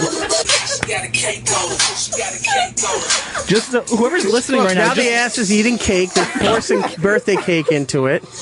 Shoving a cake into someone's butt. Now it's taunting a cat. Now it's opening a fridge. It's eating cereal. With milk being squirted onto cereal. It's so ridiculous. Is that peanut butter? It's a mess. It's a mess. I'd like to eat that ass. Give me a beer. It kind of does. Yes. Watch out, cat. Silly, it's smoking weed now. The best is the music, potato chips, ice cream, a lollipop. You sure that's blowing bubbles? How is it blowing bubbles? It's called a fart. Magic. The cat part is just... The cat's eating the butt? Seems morally What wrong. the hell? Bad butt. Hey, you want some waffles? Butt is spanking someone else. No! Oh, no, it's eating cake. Oh, it's patriotic. It's playing a trumpet. It's got sparklers. Is that treason? Dangerous. I don't know. All I know is that this is what people send me all day while I'm at work. I just get these videos. I'm like, all right, I guess I'll watch this one Playing a now. recorder. Farting into the recorder.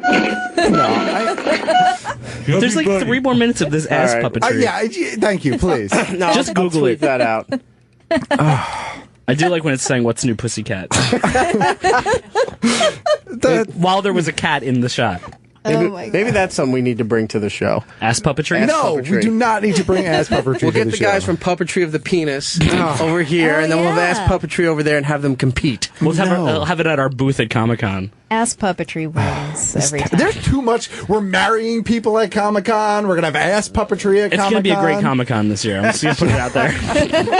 It all falls under cosplay, so it's nice and legal. Maybe someone could marry the ass puppet. Now we're talking. Let's marry both ass puppets. Lewis is like, are you like ordained enough to marry 2 ass puppets? I'll marry anything, anywhere, when I feel like. How Damn much right. is that going to cost So us? progressive. $3.99. $3.99. $3.50. Man, you give that ass puppet $3.50. All right. Deja vu. Look at Eric just shuffling through papers. No, do you want to do? Netflix What's up with Netflix? hired Barry Sonnenfeld Oh, to do to do Unfortunate Events. Lemony series. Snicket series Yeah. of unfortunate. Yeah, Netflix, man, just continuing its programming, its And it's original paying content. off. They're doing huge amount of money from all the subscribers worldwide. I think earlier this week we were talking about Jim Norton's comedy special. Sure. Now we don't know yet. I don't have the details, but he did his special, and then he had it exclusively on Epix. Right. And then Epix, I guess, brokered the deal to have it on Netflix. Now, at the end of this month, Netflix is severing the deal with Epix when their contract runs out. So all the Epix properties are going over to Hulu. They worked a deal over there. So I asked Jim, is your special going over to Hulu? Does it stay at Netflix? What's going on? He had no idea, so it brought the show to a screeching halt as he panicked for 20 minutes. And that wasn't my intent. I was just asking him, you should call your agent and ask if this is going on. So that being said, they had 60 million subscribers worldwide, which is amazing.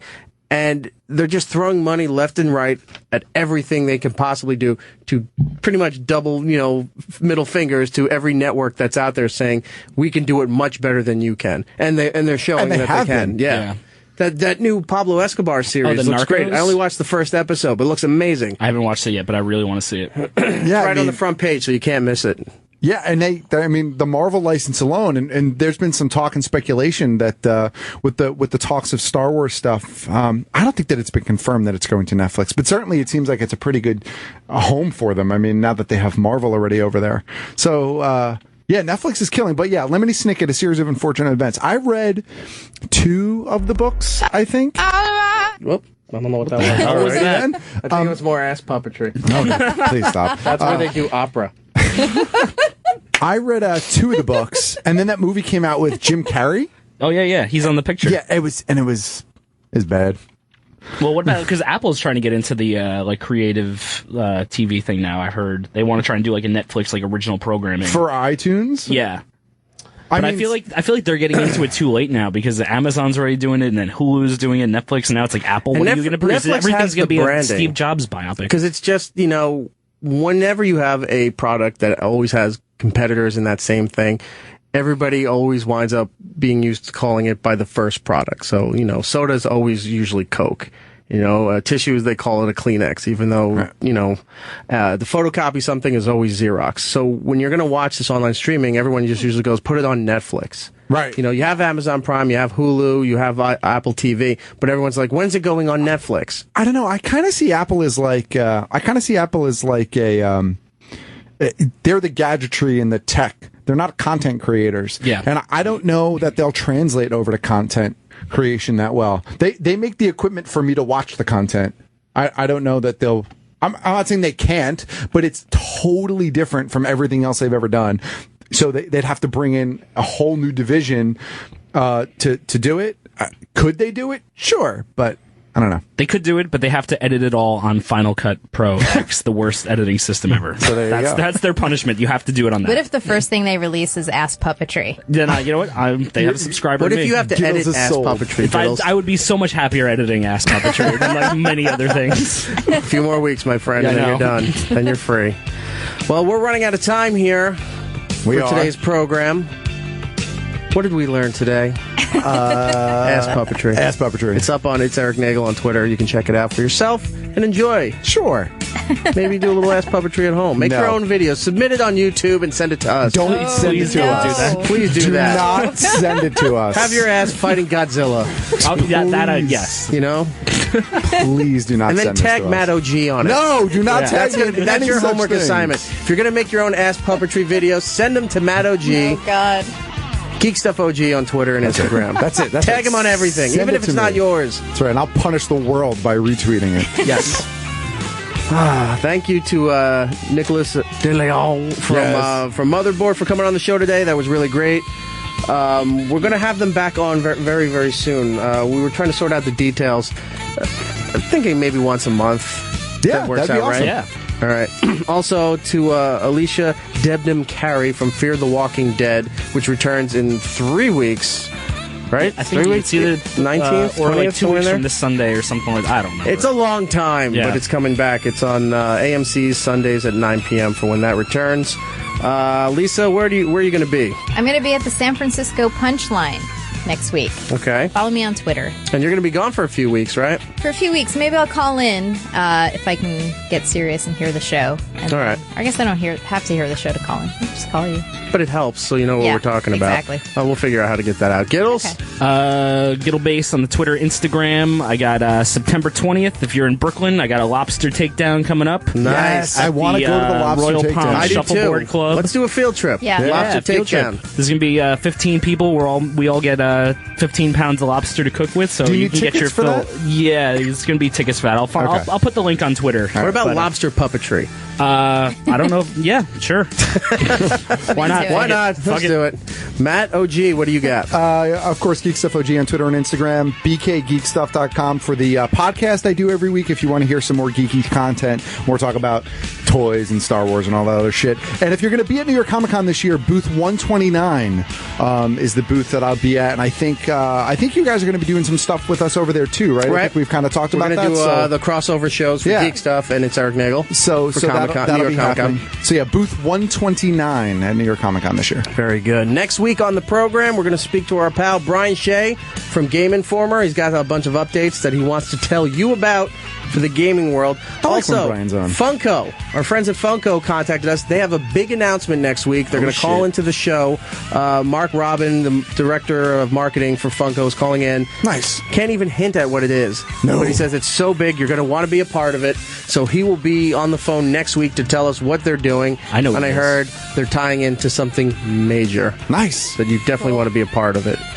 It's Erik Nagel on Twitter, on Facebook, on YouTube. Subscribe and like and follow all of those things. Not in that order. Do it whatever order you want. I'm not your fucking parent. Just do it yourself. It's Erik Nagel for all that stuff. E-Rock Radio and Twitter and Instagram for myself. And I think that about wraps it up. One more week from 7 to 10. And then on the 18th, we are 6 to 9. Yes. East Coast, 3 to 6 West Coast. That is it. Ladies and gentlemen, until next time, be seeing you.